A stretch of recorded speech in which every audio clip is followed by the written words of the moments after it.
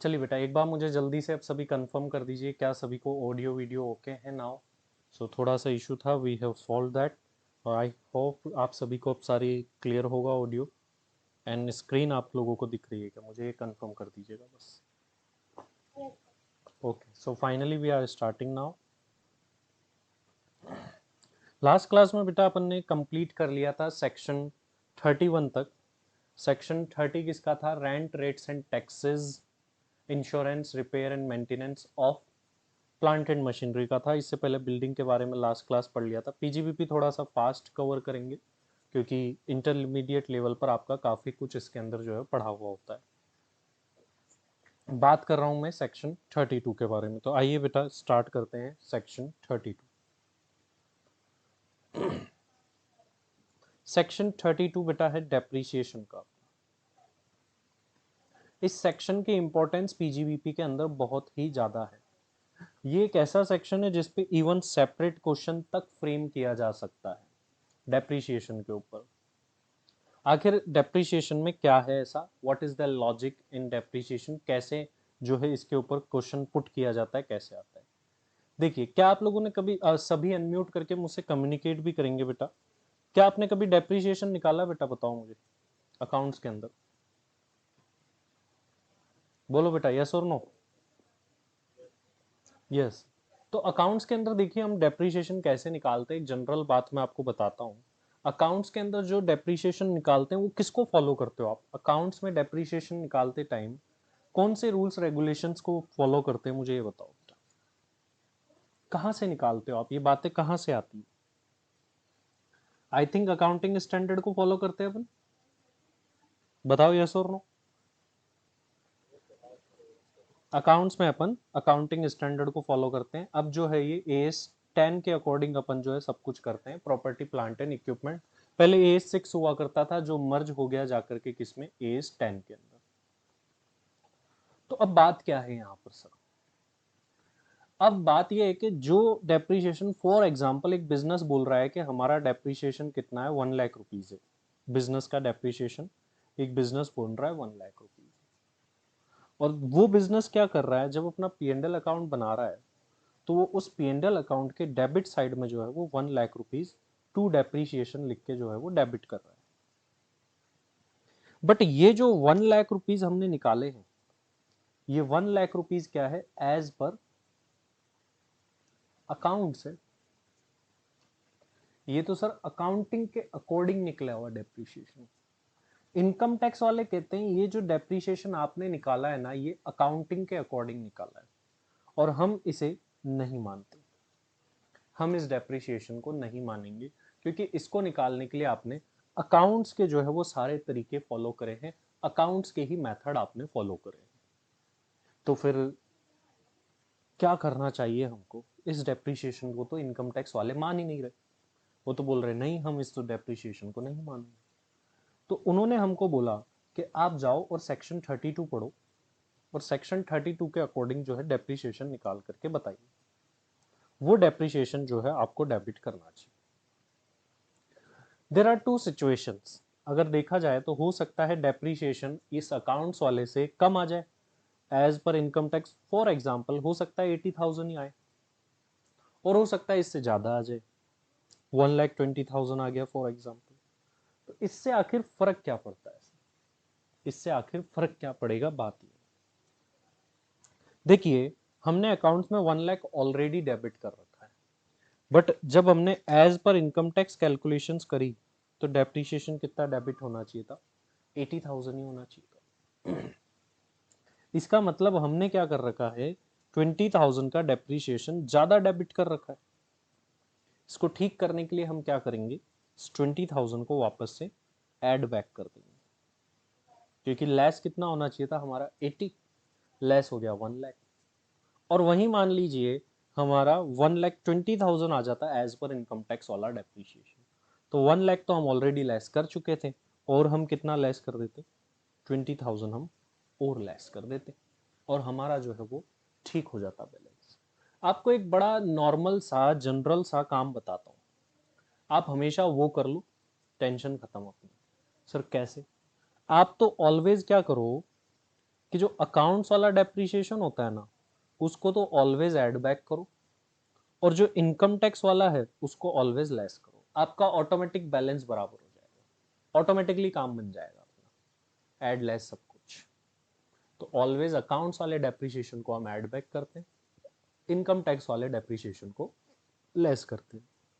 Now question arises कि sir income tax का depreciation कैसे निकालते हैं, how we calculate depreciation under income tax. तो यहां पर कुछ जनरल बातें मैं आपको बताने वाला हूं, उनको समझते हैं, फिर अपन इसको आगे समझेंगे। देखिए वैसे अपन पीजीबीपी के क्वेश्चंस एज सच अपन ज्यादा नहीं करने वाले, क्योंकि वही इंटरमीडिएट लेवल की कवरेज है। हाँ कुछ क्वेश्चंस मैं आपको प्रैक्टिस के लिए यहाँ पर कवर कराऊंगा, ज्यादा क्वेश्चंस अपन नहीं करेंगे। और मेक श्योर कि आपको भी पता है पीजीबीपी का क्वेश्चन कैसा आता है, बड़ा आता है। तो पीजीबीपी के क्वेश्चन की प्रैक्टिस अपन पूरा चैप्टर खत्म होने के बाद ही कर पाएंगे।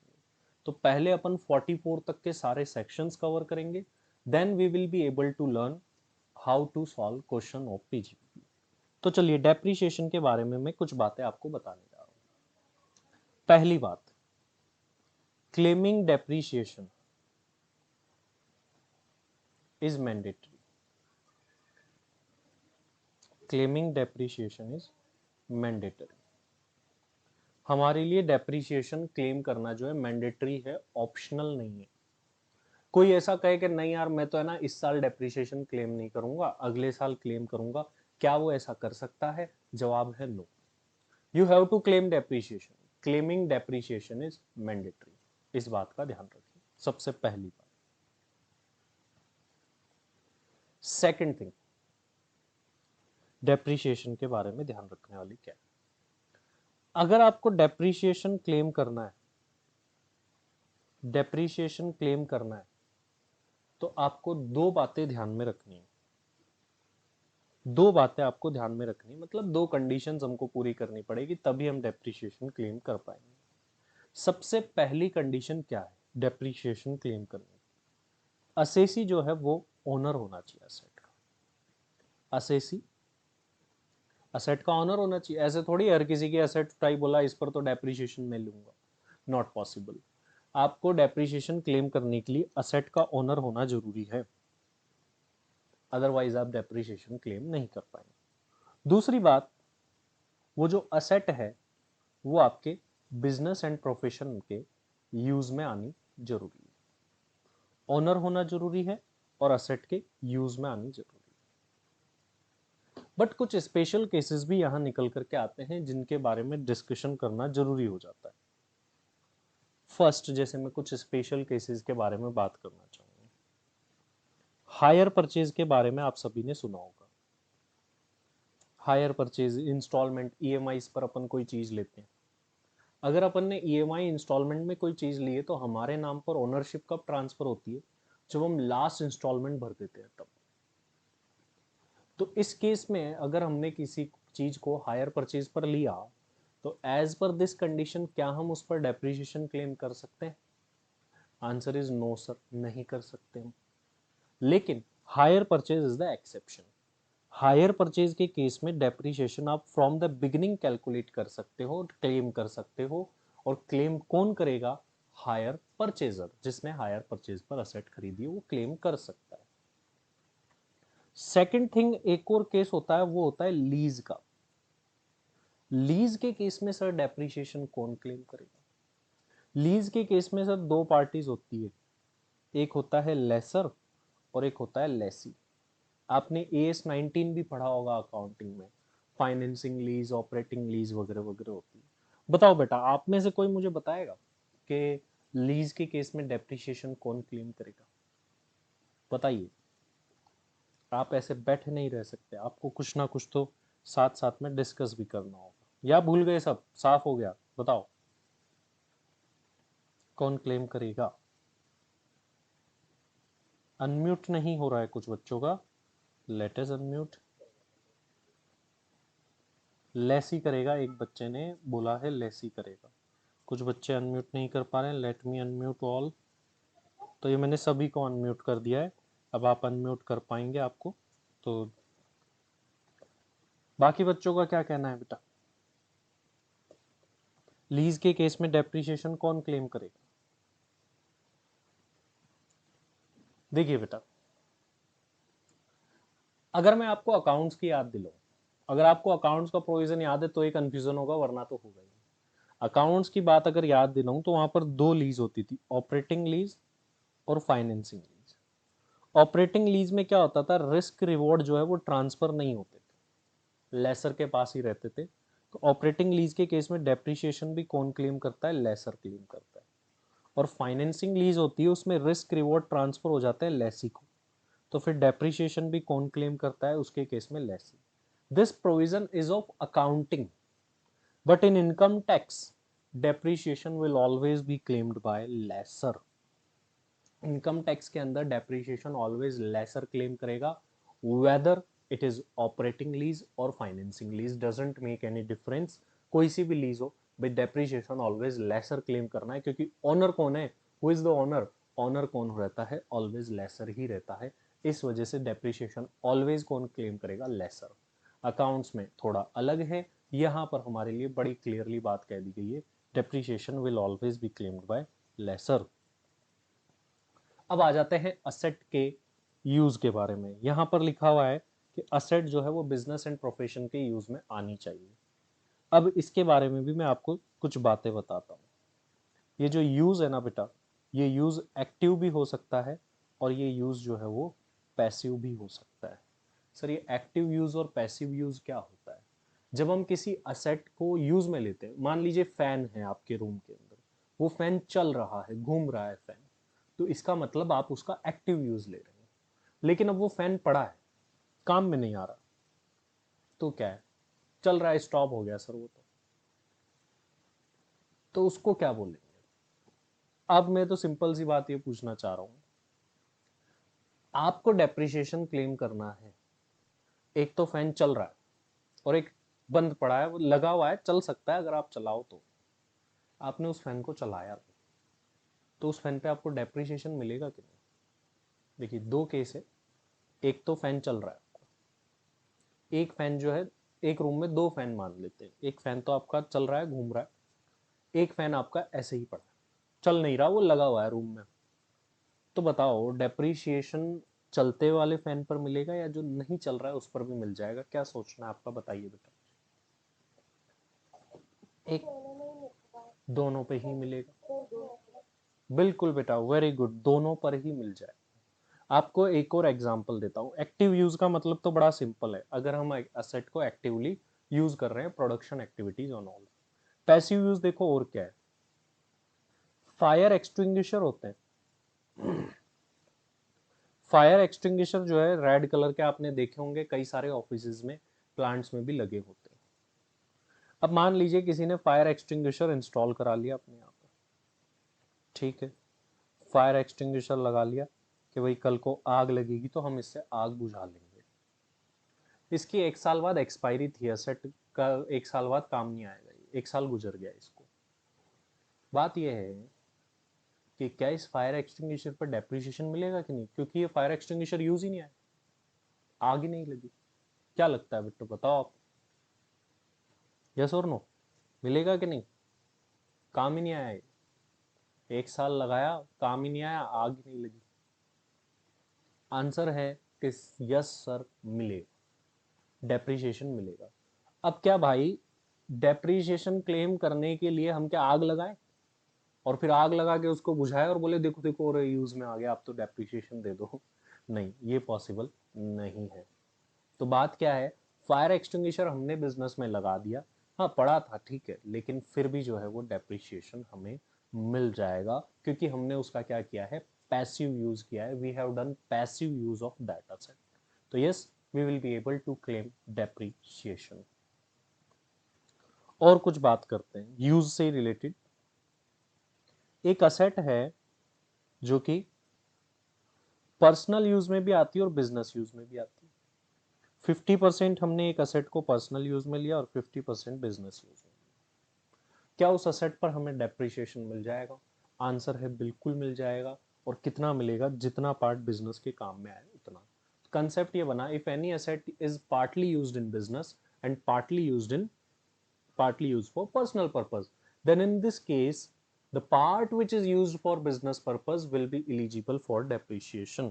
अगर थोड़ा सा बिजनेस के काम में आया और थोड़ा सा आया पर्सनल काम में, तो जितना बिजनेस के काम में आया है उतने पर मिल जाएगा हमको डेप्रीशिएशन। बताइए बेटा यहाँ तक की बातें समझे कि नहीं, यस और नो, जल्दी से मुझे फिर आगे बढ़ते हैं। क्लियर है यहाँ तक की बातें? ठीक है, चलिए ओके आगे बढ़ते हैं। अब अपन डेप्रीशिएशन के बारे में कुछ और बातें भी जानते हैं कि क्या और क्या क्या बातें डेप्रीशिएशन के बारे में। नेक्स्ट बात मैं करने जा रहा हूं रेट ऑफ डेप्रीशिएशन से रिलेटेड। ये डेप्रीशिएशन की जो रेट है, अकाउंटिंग के अंदर तो क्या होता है, अगर आपने अभी तक डेप्रीशिएशन निकाला हो तो अकाउंटिंग के अंदर तो भाई हमको क्वेश्चन ही दे देता, उस रेट से डेप्रीशिएशन लगा देते। लेकिन जब यहाँ इनकम टैक्स में अगर खुली छूट दे देना कि बोले जैसे चाहो वैसे डेप्रीशिएशन लगाओ, तो लोग तो 50-50 100-100% एक ही साल में क्लेम कर डालेंगे, बोलेंगे हमने तो लगा दिया, हमारी इच्छा, आपने छूट दे रखी थी। अकाउंट्स में तो क्या होता है कि ज्यादा डेप्रीशिएशन दिखाएंगे तो प्रॉफिट कम आएगा, प्रॉफिट कम दिखा दिया ना तो शेयर होल्डर नाराज हो जाएंगे, बोलेंगे अरे ये तो कम प्रॉफिट कमा रहे हैं। लेकिन इनकम टैक्स के अंदर तो अलग अकाउंट्स बनते हैं इनकम टैक्स, वहां ज्यादा क्लेम करके बोलेंगे हमारा तो कुछ प्रॉफिट हुआ ही नहीं। तो इनकम टैक्स में डेप्रीशिएशन के लिए खुली छूट नहीं है। इनकम टैक्स के अंदर डेप्रीशिएशन की जो रेट है वो फिक्स्ड है बेटा। वो फिक्स रेट्स हमको पढ़नी है और हमें याद होनी चाहिए, हमें पता होनी चाहिए कि आखिर डेप्रीशिएशन की जो रेट्स है वो क्या है। अब आगे बात ये आती है कि इन रेट से रिलेटेड एक स्पेशल बात, जैसे अकाउंटिंग के अंदर हमने अगर किसी एसेट को 5 ईयर 9 मंथ यूज करके सेल कर दिया, तो हम डेप्रीशिएशन कैसे लगाते थे, 5 ईयर का लगाते थे और फिर 9 मंथ्स का लगाते थे। यहाँ ऐसा नहीं है। देखिए अगर आपने किसी एसेट को 5 ईयर 9 मंथ यूज किया तो इनकम टैक्स के अंदर तो भाई डेप्रीशिएशन 5 ईयर का ही लगेगा। मतलब बात ये बोलना चाह रहा हूँ कि मैं इनकम टैक्स के अंदर ओनली कंप्लीटेड ईयर का डेप्रीशिएशन लगता है, और जिस साल में एसेट सेल कर दी उस साल का डेप्रीशिएशन नहीं मिलता है। जिस साल में एसेट सेल करते हैं उस साल का डेप्रीशिएशन नहीं मिलता है सर। इनकम टैक्स के अंदर डेप्रीशिएशन ओनली कंप्लीटेड ईयर का ही मिलता है। जिस साल में हमने असेट सेल कर दी उस साल का डेप्रीशिएशन हमको नहीं मिलता है सर। बताओ इस बात को समझे कि नहीं आप, जल्दी से बेटा यस और नो, जल्दी से यहाँ तक की जल्दी जल्दी बातें बताते जाया करो, फिर हम अपन आगे बढ़ते जाएंगे। चलिए आगे बढ़ते। 1 मिनट थोड़ी सी सेटिंग कर देते हैं।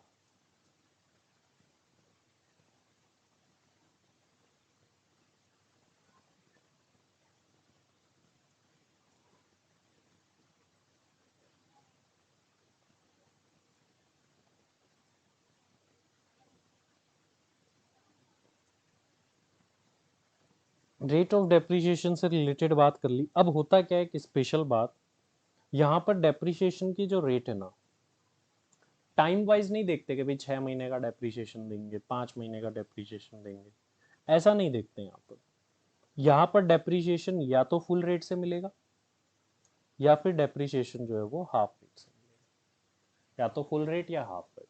जनरली डेप्रीशिएशन जो है वो फुल रेट से ही मिलता है। लेकिन एक स्पेशल बात, जिस साल में असेट को परचेज करते हैं, बड़े ध्यान से मेरे वर्ड्स को, लाइन को सुनना, जिस ईयर में असेट को परचेज किया है, अगर उस ईयर के अंदर असेट को put to use less than 180 days किया है। देखो बेटा इनकम टैक्स के अंदर असेट खरीदने से काम नहीं चल जाता। अकाउंट्स में ये कहीं बात नहीं बोली गई कि आपको खरीद के जो है ना वो असेट को है ना यूज में भी लाना पड़ेगा, पुट टू यूज भी करना पड़ेगा, ऐसा कुछ नहीं बोला। लेकिन यहाँ पर एक स्पेशल बात है। स्पेशल बात क्या है सर, कि अगर हमने किसी असेट को खरीदा है तो उसको यूज में भी डालना पड़ेगा, बिजनेस में भी डालना पड़ेगा, तभी डेप्रीशिएशन मिलेगा। पुट टू यूज करना पड़ेगा तभी इनकम टैक्स में डेप्रीशिएशन हमको मिलता है। इस बात को ध्यान रखें बेटा। अब अगर अपन ने जिस साल में हम असेट को परचेज करते हैं उस साल में अगर हमने असेट को put to use less than 180 days किया है तो फिर हमको जो डेप्रीशिएशन मिलेगा वो हाफ रेट से मिलेगा। लेट्स से कि अगर किसी एसेट पर डेप्रीशिएशन की रेट 10% थी और जिस साल में परचेज किया उसमें पुट टू यूज भाई 180 दिन से कम किया, तो फिर उस केस में क्या होगा, हमको डेप्रीशिएशन 10% की हाफ 5% की रेट से ही मिलेगा। लेकिन ये हाफ रेट वाला कंसेप्ट ओनली कौन से ईयर में एप्लीकेबल है, जिस ईयर में परचेज करते हैं उसी ईयर। फॉर एग्जाम्पल हमने किसी असेट को परचेज तो इसी साल कर लिया, लेकिन नेक्स्ट ईयर अगले साल हमने उस एसेट को क्या करा, पुट टू यूज किया, और ओनली 1 डे के लिए पुट टू यूज किया, 31 मार्च को जाके पुट टू यूज किया। आप मुझे बताओ हाफ रेट से डेप्रिसिएशन मिलेगा या फुल रेट से मिलेगा? बताइए बेटा, क्या लगता है आपको, हाफ रेट और फुल रेट? हाफ और फुल, परचेज किया एक साल, नेक्स्ट ईयर जाकर के पुट टू यूज किया और ओनली 1 डे किया। Answer is full rate. कुछ ने हाफ बोला, कुछ ने फुल बोला, आंसर है फुल रेट। सर ऐसा क्यों? ऐसा इसलिए, अभी अभी तो मैंने बताया, हाफ रेट का कंसेप्ट ओनली कौन से वाले ईयर में होता है, परचेज वाले ईयर में होता है। अगर जिस ईयर में परचेज करा उसी में पुट टू यूज कर रहे हैं तो फिर देखते हैं, लेस देन 180 है तो आधी रेट, और 180 डेज और उससे ज्यादा है तो फुल रेट मिल जाती है। लेकिन मान लो परचेज किसी और ईयर में है और पुट टू यूज किसी और ईयर में है तो फुल रेट ही मिलेगी। हाफ रेट तभी मिलेगी इसी साल परचेज किया, इसी साल पुट टू यूज किया, और वो भी less than 180 days put to use किया, तो हाफ रेट है। अदरवाइज ऑलवेज क्या है, डेप्रिसिएशन की फुल रेट से ही मिलता है डेप्रिसिएशन। इस बात का ध्यान रखिए बेटा। आइए कुछ और बातें अपन नोट से पढ़ते हैं। और I forgot to share notes to you. Actually वो इसलिए हो गया कि कुछ मैसेज मेरे पास आए थे, लेकिन अब मुझे इतने अनरीड मैसेजेस में, एक्चुअली बहुत सारे अनरीड मैसेज होते, पता नहीं चलता किसको क्या देना है। तो आप लोग फॉर दिस नोट्स मुझे बस लिख करके, आप पीजीबीपी नोट्स लिख करके मुझे भेजिएगा, देन मैं ये जो पीडीएफ है वो आपके साथ में नोट्स की शेयर कर दूंगा। And it's my request to all of you कि आप इसका प्रिंट निकलवा लीजिएगा। प्रिंट निकलवाना जरूरी है, अदरवाइज आप अंडरलाइन एंड ऑल कैसे कर पाएंगे इनके रिगार्ड। बात करते हैं डेप्रिसिएशन के बारे में, जो बातें अपन ने सीखी। अच्छा, डेप्रिसिएशन के मेथड आपने पढ़े होंगे। कितने मेथड है डेप्रिसिएशन? सर डेप्रिसिएशन के जो है वो मेथड पे भी बात कर लेता हूँ फिर एक साथ ही सबका। डेप्रिसिएशन के जो मेथड है वो जनरली दो मेथड सुनाई देते हैं, और आपने देखे होंगे, वैसे तो और भी होते हैं। एक डब्ल्यूडीवी मेथड और एक SLM method, return down value method और स्ट्रेट लाइन मेथड। हम इनकम टैक्स में डब्ल्यूडीवी मेथड फॉलो करते हैं। हालांकि जब अपन आगे जाएंगे तो अपन ये भी देखेंगे कि जो इलेक्ट्रिसिटी कंपनी है उसको ऑप्शन मिला हुआ है कि वो एसएलएम भी फॉलो कर सकती है। इन जनरल बात करें तो कौन सा मेथड फॉलो होगा ऑलवेज? सर इन जनरल बात करें तो always always WDV method follow होगा। However electricity company have option to follow SLM method. आइए तो ये कुछ स्पेशल पॉइंट सारे अपन पढ़ लेते हैं बेटा, और फिर आगे बढ़ते हैं डेप्रिसिएशन के अंदर। देखिए, claiming depreciation is mandatory as per income tax act. Sir सबसे पहली बात जो अपन ने पढ़ी थी वो यहाँ पर भी हमको मिल गई है। बताओ सबको डन है? ठीक है, डन है। फिर डेप्रिसिएशन क्लेम करने के लिए कुछ कंडीशन। कंडीशन क्या है भाई? असेट जो है वो बिजनेस एंड प्रोफेशन में यूज होनी चाहिए, और असेसी असेट का क्या होना चाहिए सर? ओनर होना चाहिए, तभी डेप्रिसिएशन मिलेगा, वरना नहीं मिलेगा। अच्छा, लीज के केस में डेप्रिसिएशन किसे मिलेगा? सर ऑलवेज लेसर को मिलेगा, ये बात हम जान चुके हैं, पढ़ चुके हैं। हायर परचेज के केस में डेप्रिसिएशन ऑलवेज कौन क्लेम करेगा? सर हायर परचेजर क्लेम करेगा, हम जान चुके हैं। सर यहाँ पर डेप्रिसिएशन जो है ना वो टाइम वाइज नहीं मिलता, यहाँ तो आधी रेट या फुल रेट ऐसे मिलता है। यहाँ ऐसे नहीं देखेंगे 4 महीने है तो 4 का, 5 महीने है तो 5 का, ऐसा कुछ भी यहाँ पर नहीं देखा जाता है बेटा डेप्रिसिएशन के अंदर। इसके बाद पॉइंट नंबर 6। पॉइंट नंबर 6 क्या बोलता है? या तो डेप्रिसिएशन पूरी रेट से या हाफ रेट से। अगर हमने असेट को पुट टू यूज 180 डेज या उससे ज्यादा किया है तो पूरी रेट मिलेगी। अगर हमने पुट टू यूज 180 डेज से कम किया है तो हाफ रेट मिलेगी। लेकिन ये वाला कंसेप्ट भी कब एप्लीकेबल है? जिस साल में असेट को परचेज किया है तभी एप्लीकेबल है। नेक्स्ट ईयर तो एक साल भी, एक दिन भी पुट टू यूज करो तो भी पूरी रेट मिलेगी आपको। यहाँ पर ये स्पेशली नोट के थ्रू इस बात को मैंने बता भी दिया है, लिखवा भी दिया है कि ये जो कंसेप्ट है हाफ रेट का, ये ओनली एप्लीकेबल है in the year of purchase. Thereafter always full rate of depreciation ही जो है अपन को मिलेगी बेटा। आगे देखते हैं क्या बोला गया। मेथड कौन सा फॉलो करना है? WDV method. अभी अभी लेकिन मैंने बताया सर इलेक्ट्रिसिटी कंपनी को ऑप्शन है कि वो क्या फॉलो कर सकती है, एसएलएम मेथड फॉलो कर सकती। ये बात भी सर हमने पढ़ ली और डिस्कस कर ली। आगे बढ़ते हैं। यहाँ तक की बातें सभी को क्लियर है क्या? मुझे जल्दी से कंफर्म करिए बेटा, फिर मैं आगे की कुछ बातें स्टार्ट करने वाला हूँ। जल्दी से बताओ मुझे, जल्दी से, कम ऑन। क्लियर? ओके। अगली बात क्या है, देखिए इनकम टैक्स के अंदर जो डेप्रिसिएशन है ना, वो कैसे लगाया जाता है? डेप्रिसिएशन लगाया जाता है सर ब्लॉक वाइज, मतलब ब्लॉक बनाना पड़ता है हमको। असेट का ब्लॉक बनाएंगे और फिर डेप्रिसिएशन लगेगा असेट के ऊपर। सर ये ब्लॉक क्या होता है? क्वेश्चन ये है। देखिए बेटा, ब्लॉक क्या होता है, आप क्या करो, जिन भी असेट का नेचर सेम है और उन जिन पर रेट ऑफ डेप्रिसिएशन सेम है, जिनका नेचर और रेट ऑफ डेप्रिसिएशन सेम होता है, उन दो उनको जोड़ लो। मान लीजिए एक असेट, दो असेट, तीन असेट, चार असेट है। इन चारों असेट का नेचर भी सेम नेचर की और रेट ऑफ डेप्रिसिएशन भी सेम, तो चारों की वैल्यू को ऐड करो और उस पर डेप्रिसिएशन लगा दो। जब मोर देन वन असेट को एक साथ उनकी वैल्यू को ऐड करके डेप्रिसिएशन लगाया जाता है, तो this is called depreciation blockwise. Blockwise depreciation इसको कहते हैं। आप एक एक असेट पर लगाओगे, that is individual asset wise depreciation, और अकाउंटिंग में इंडिविजुअल असेट वाइज ही हम लगाते हैं। लेकिन यहां पर हम ब्लॉक बना करके भी डेप्रिसिएशन लगा सकते हैं। हालांकि ब्लॉक बनाने के लिए क्या होना चाहिए, असेट का नेचर और उस असेट पर लगने वाली डेप्रिसिएशन की रेट दोनों सेम होनी चाहिए। नेचर कैसे सर? यहाँ पर देखो, असेट को चार टाइप में बांटा गया, चार कैटेगरी में बांटा गया है। एक बिल्डिंग की कैटेगरी है, एक फर्नीचर एंड फिटिंग्स की कैटेगरी, एक प्लांट एंड मशीनरी की, और एक इंटेंजिबल असेट की। ये चार ही नेचर होते हैं। या तो कोई असेट बिल्डिंग वाले से होगी, या फर्नीचर एंड फिटिंग्स वाले से होगी, या फिर वो प्लांट एंड मशीनरी से होगी, या फिर वो इंटेंजिबल असेट होगी। इन्हीं में से कोई होगी वो। तो ये तो हो गया नेचर। मान लो लेट्स से कि कोई असेट जो है वो प्लांट एंड मशीनरी में आती है। तीन असेट है हमारे पास, तीनों प्लांट एंड मशीनरी के ही कैटेगरी में आ रही है।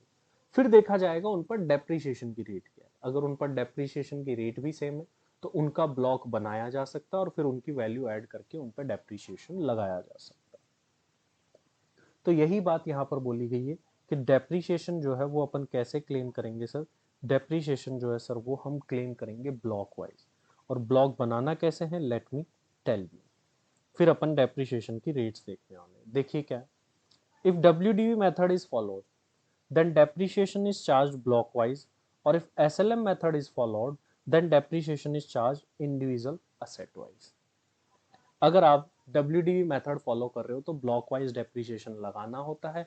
और ऑब्वियस सी बात है, जैसे मैंने आपको बताया कि 90% केस में अपने यहाँ तो क्या फॉलो होगा सर, अपने यहाँ पर तो WDV मेथड ही फॉलो होगा। हालांकि आपको इलेक्ट्रिसिटी कंपनी को ऑप्शन है कि वो क्या कर सकती है सर, वो जो है वो SLM मेथड भी फॉलो कर सकती है। अब क्वेश्चन आता है सर ब्लॉक कैसे बनाया जाए? तो अभी अभी मैंने बताया कि असेट का नेचर और डेप्रिसिएशन की रेट अगर ये दोनों सेम है तो उनका ब्लॉक बन सकता है, उनकी जोड़ी बन सकती है। जोड़ी बन गई तो डेप्रिसिएशन फिर लगा दो। गुण मिलने चाहिए, दो गुण है, नेचर और डेप्रिसिएशन की रेट। नाउ क्वेश्चन आ जाता है कि सर डेप्रिसिएशन की रेट्स क्या है, ये हमको पढ़नी है, ये हमको लर्न भी होनी चाहिए, रेट ऑफ डेप्रिसिएशन क्या है। तो चार कैटेगरी है, building, furniture and fittings, plant and machinery और इंटेंजिबल असेट्स। सबसे पहले हम बात करते हैं सर बिल्डिंग वाली कैटेगरी। बिल्डिंग वाली कैटेगरी में भी अलग अलग टाइप की बिल्डिंग है। एक तो है रेसिडेंशियल बिल्डिंग, जिसमें हम रहते हैं। उन असेट्स पर डेप्रिसिएशन की रेट 5%। सर एक कंफ्यूजन है। क्या कंफ्यूजन है? बोला सर रेसिडेंशियल बिल्डिंग यहाँ कैसे आ गई? जिस बिल्डिंग में सर हम रहते हैं वो बिल्डिंग तो सर हाउस प्रॉपर्टी में टैक्सेबल होती है, वो सर PGBP में क्या कर रही है? तो बेटा इस सवाल का जवाब क्या?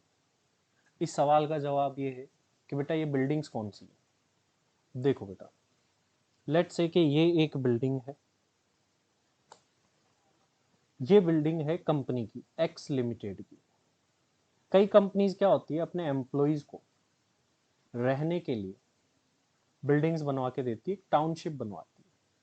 तो इस एक्स लिमिटेड ने क्या कर रखा है, टाउनशिप बनवा रखी, और इन बिल्डिंग्स में कौन रहता है, एम्प्लॉइज रहते हैं। तो यहाँ पर एक बात देखिए बेटा, ये बिल्डिंग किसकी, एक्स लिमिटेड की, काम किस में आ रही, रेजिडेंशियल में। इन बिल्डिंग्स पर डेप्रिसिएशन कौन लेगा, डेप्रिसिएशन ले सकती है ये कंपनी, लेकिन किस रेट से मिलेगा, 5% रेट तो ये कौन सी वाली बिल्डिंग से? अच्छा सर, ये वो वाली बिल्डिंग से जिसमें किसी कंपनी के एम्प्लॉइज जो है वो रहते हैं, ये वो वाली बिल्डिंग से बेटा। मेक श्योर ध्यान रखें, ये वो वाली बिल्डिंग नहीं जिसमें हम खुद रहते हैं, बल्कि कंपनीज के एम्प्लॉइज रहते हैं, टाउनशिप स्कीम वाली। नेक्स्ट कमर्शियल बिल्डिंग, जैसे एक्स लिमिटेड की ये वाली बिल्डिंग है, तो इस पर जहां अपना बिजनेस चलता है उसके ऊपर 10% है। टेम्पररी नेचर्स की अगर कोई बिल्डिंग है, उनके ऊपर जो डेप्रिसिएशन की रेट है वो 40%। टेम्पररी नेचर मतलब टीन वगैरह लगा करके आप कोई बिल्डिंग्स बनाते हो और वो थोड़ी टाइम रहती है, देन वो खत्म हो जाती है, तो वो टेम्पररी स्ट्रक्चर है, तो उन पर 40% की डेप्रिसिएशन की रेट है। देन अगली कैटेगरी बनी हुई है बेटा फर्नीचर एंड फिटिंग्स की। फर्नीचर, टेबल कुर्सी चेयर वगैरह आ गए सर। फिटिंग्स में क्या क्या आ गया? अपनी लाइट की फिटिंग्स वगैरह होती है, छोटी मोटी इलेक्ट्रिसिटी की वायरिंग्स वगैरह होती है, वो सब जो है फर्नीचर एंड फिटिंग्स में जो है वो कवर हो जाती है। फर्नीचर एंड फिटिंग्स पर सीधी सीधी 10% की रेट्स है, और ज़्यादा इसमें कोई भी अंदर टेंशन वाली बात नहीं है। Most important rate of depreciation की कैटेगरी है plant and machinery. Sir plant and machinery पर डेप्रिसिएशन की रेट्स क्या है? बेटा प्लांट एंड मशीनरी पर डेप्रिसिएशन की रेट होती है 15%। प्लांट एंड मशीनरी पर डेप्रिसिएशन की रेट है 15% जनरली। अगर आपसे कभी ऐसा पूछा जाए, हाँ भाई बताओ प्लांट एंड मशीनरी पर डेप्रिसिएशन की रेट क्या है, तो आप क्या बोलोगे? 15% है सर। प्लांट एंड मशीनरी में और भी चीजें हैं, लेट्स से कि कार पर डेप्रिसिएशन की रेट क्या है? एक नॉर्मल कार की बात करें, भाई हमारा बिजनेस है, उसमें हम कार लेकर के आगे, डेप्रिसिएशन किस रेट से मिलेगा? 15%। और मान लीजिए अब हमारा ऐसा बिजनेस है जिसमें हम कार को हायर पर चलाते हैं, हमारा तो टैक्सियों का बिजनेस है, हमारा ट्रेवल्स का बिजनेस है, तो फिर हमारे कार जो है वो ज्यादा यूज आती होगी नॉर्मल बिजनेस की तुलना में, नॉर्मल बिजनेस के कंपैरिजन में। तो फिर बोला बिल्कुल सही बात है, तो उन लोगों को डेप्रिसिएशन कितने रेट से? 30%। नॉर्मली 15%, लेकिन अगर कोई हायर बिजनेस में अगर कार को चला रहा है तो 30%। अब क्या हुआ कि यहाँ पर एक छोटा सा अमेंडमेंट आया था, एडिशन आया था कुछ टाइम पहले। उस अमेंडमेंट एडिशन के बारे में भी हम यहाँ पर बात कर लेते हैं। एक स्पेसिफिक टाइम पीरियड के अंदर अगर आप कार खरीदोगे, थोड़े टाइम पहले क्या था आपने अगर देखा हो, ध्यान दिया हो, तो एक अमेंडमेंट आया था, मिड में ही आया था, ऑर्डिनेंस आया था एक तरीके से कह सकता हूं मैं। उस ऑर्डिनेंस के थ्रू एक अमेंडमेंट किया गया। सर ये अमेंडमेंट क्यों किया गया? क्योंकि ऑटोमोबाइल सेक्टर में काफी प्रेशर था, और कार से रिलेटेड ही यहाँ पर बात की गई है। क्या बात की गई है? देखिए बेटा, अगर हम कार खरीदते हैं 23 अगस्त 2019 से लेकर के 31 मार्च 2020 के टाइम पीरियड के बीच में, तो उस केस में जहां पर अभी अभी अपन ने 15% पढ़ा, वहां 15 की जगह रेट उस, जो अगर इस डेट के टाइम पीरियड के बीच में अगर हम कार खरीद रहे हैं 23 अगस्त 2019 से लेकर के 31 मार्च 2020 के अंदर, तो जो जनरल रेट 15% थी वो कितनी मिलेगी? 30%। और जहां रेट 30% थी हायर बिजनेस वालों को, उनको कितनी मिलेगी? 45%। इट मीन्स 15% का बोनस, 15% का बोनस, दैट्स इट। 15% का एक्स्ट्रा बोनस मिलेगा इस केस में। कब? लेकिन 23 अगस्त 2019 से लेकर के 31 मार्च 2020। आज के टाइम में बात करें तो अपन इस टाइम पीरियड से आगे आ चुके हैं, हमारा प्रीवियस ईयर तो 2021 होगा, तो प्रीवियस ईयर 2021 में तो ये डेट नहीं पड़ रही है, तो इस वजह से इसकी इंपॉर्टेंस थोड़ी कम हो चुकी है। वहीं अगर प्रीवियस ईयर 19-20 पढ़ रहा होता हमारा, तो ये ज्यादा इंपॉर्टेंस रखता थोड़ा। बताइए बेटा, बात आपको क्लियर है कि नहीं? जल्दी से मुझे कंफर्म करो बेटा, यस और नो, ये कार वाली बात क्लियर है कि नहीं? किसी का कोई डाउट हो पूछ सकते हैं बेटा। चलिए तो आगे बढ़ते हैं बेटा, वापस आ जाते हैं रेट्स के अंदर, और रेट्स को पढ़ते हैं डेप्रिसिएशन की रेट्स के।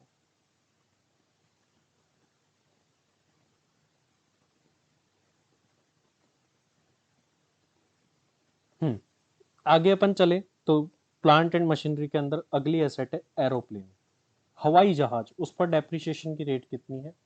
40%। इसके बाद है सर शिप्स। शिप्स पर डेप्रिसिएशन की रेट कितनी है?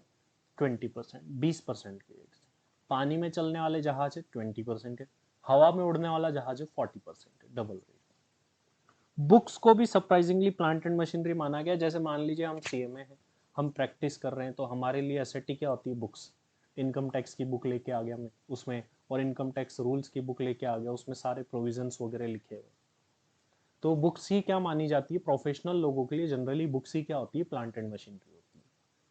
तो उस पर डेप्रिसिएशन लगाया जा सकता है 40% की रेट से। इंपॉर्टेंट, कंप्यूटर, काफी बार एग्जाम्स में पूछा जाता है। Computer is also part of plant and machinery, और कंप्यूटर पर डेप्रिसिएशन की रेट है बेटा 40%। विंड मिल्स, विंड मिल्स मतलब पवन चक्की, इलेक्ट्रिसिटी बनाने के लिए बड़े बड़े पंखे टाइप की विंड मिल्स होती है।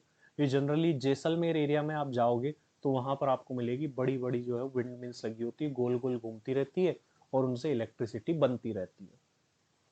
उन विंड मिल्स की यहाँ पर बात की गई है।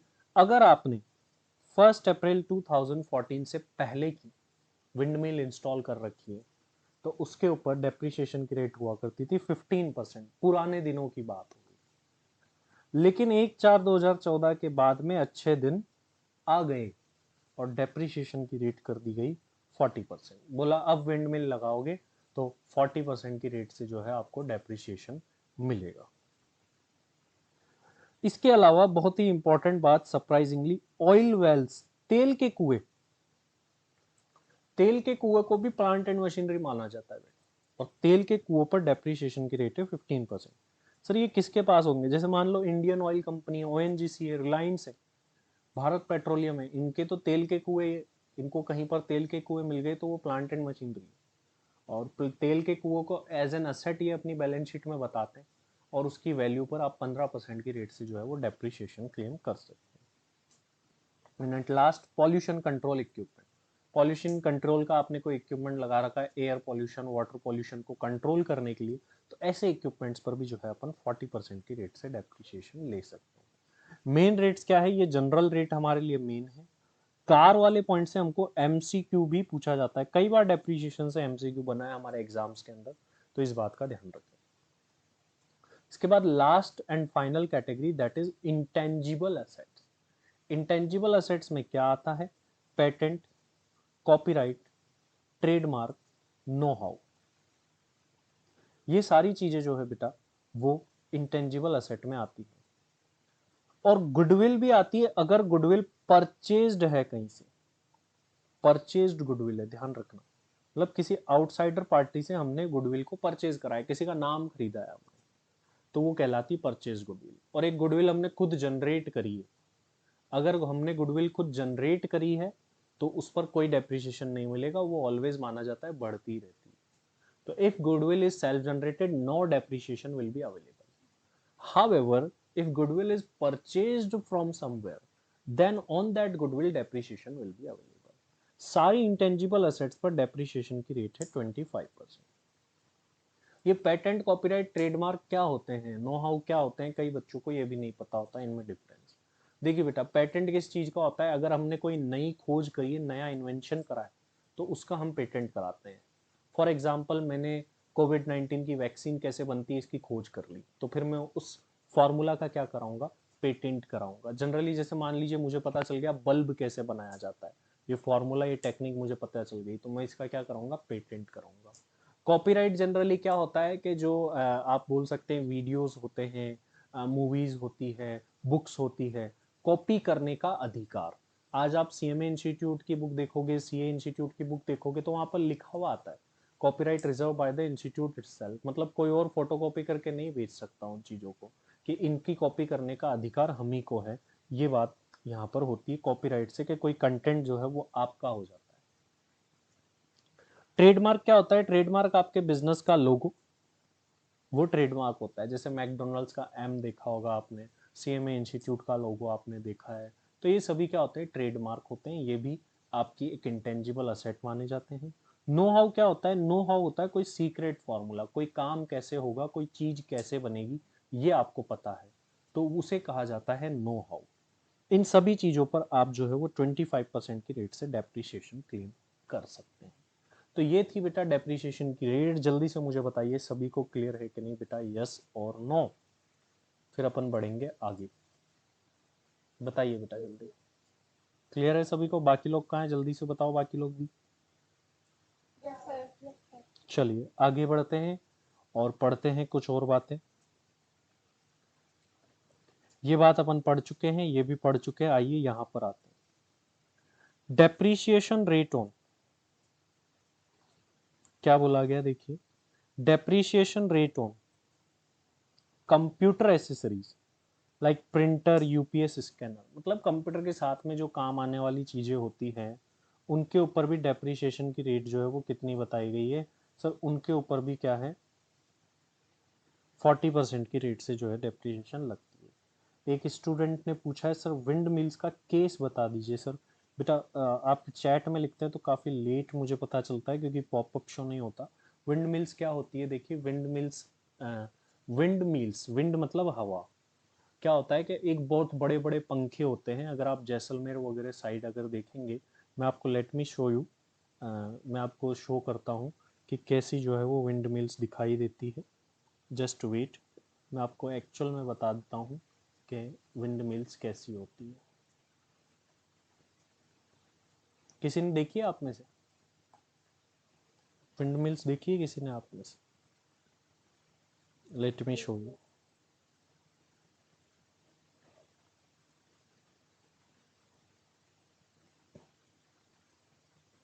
अगर किसी ने नहीं देखी है तो मैं आपको बता देता हूँ बेटा, आप उसको देख सकते हैं। तो दैट इज विंड मिल।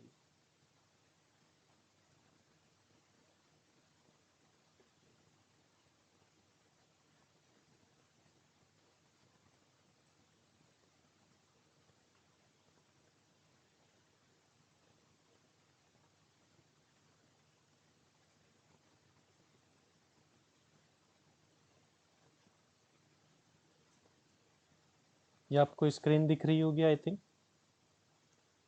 ये बड़े बड़े फैन दिख रहे हैं, फैन टाइप आपको दिख रहे हैं बेटा? बताइए मुझे, शो हो रहा है आपको? गूगल पे मैंने निकाला है जो, ये होती है विंड मिल्स। ये बड़ी बड़ी काफ़ी सारी मूवीज़ में भी दिखाई जाती है।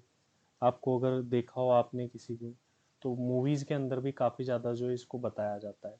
तो इनसे क्या होता है, इनके थ्रू इलेक्ट्रिसिटी बनती है। और जैसलमेर साइड में देखोगे इंडिया में तो काफ़ी ज़्यादा जो है ये देखने को मिलती है विंड मिल्स।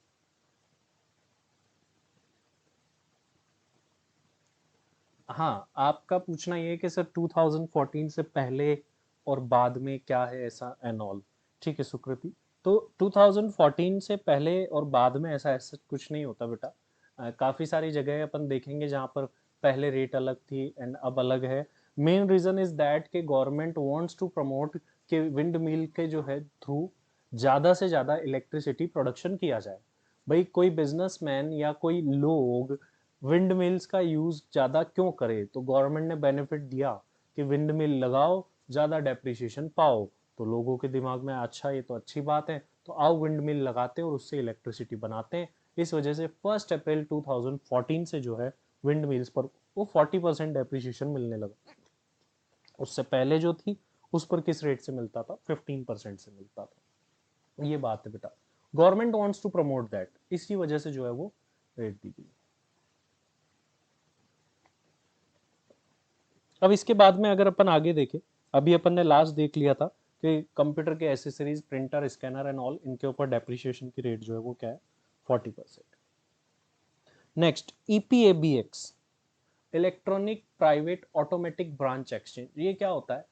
इंटरकॉम कहते हैं। अगर आप किसी ऑफिसेज वगैरह में आपने देखा हो तो टेबल का नंबर दबाते हैं, 9 नंबर दबाया, आप होटल में गए तो रिसेप्शन पे कॉल लग जाता है एंड ऑल। तो जो सिस्टम होता है इसको बोलते हैं ईपीएबीएक्स, इंटरकॉम सिस्टम।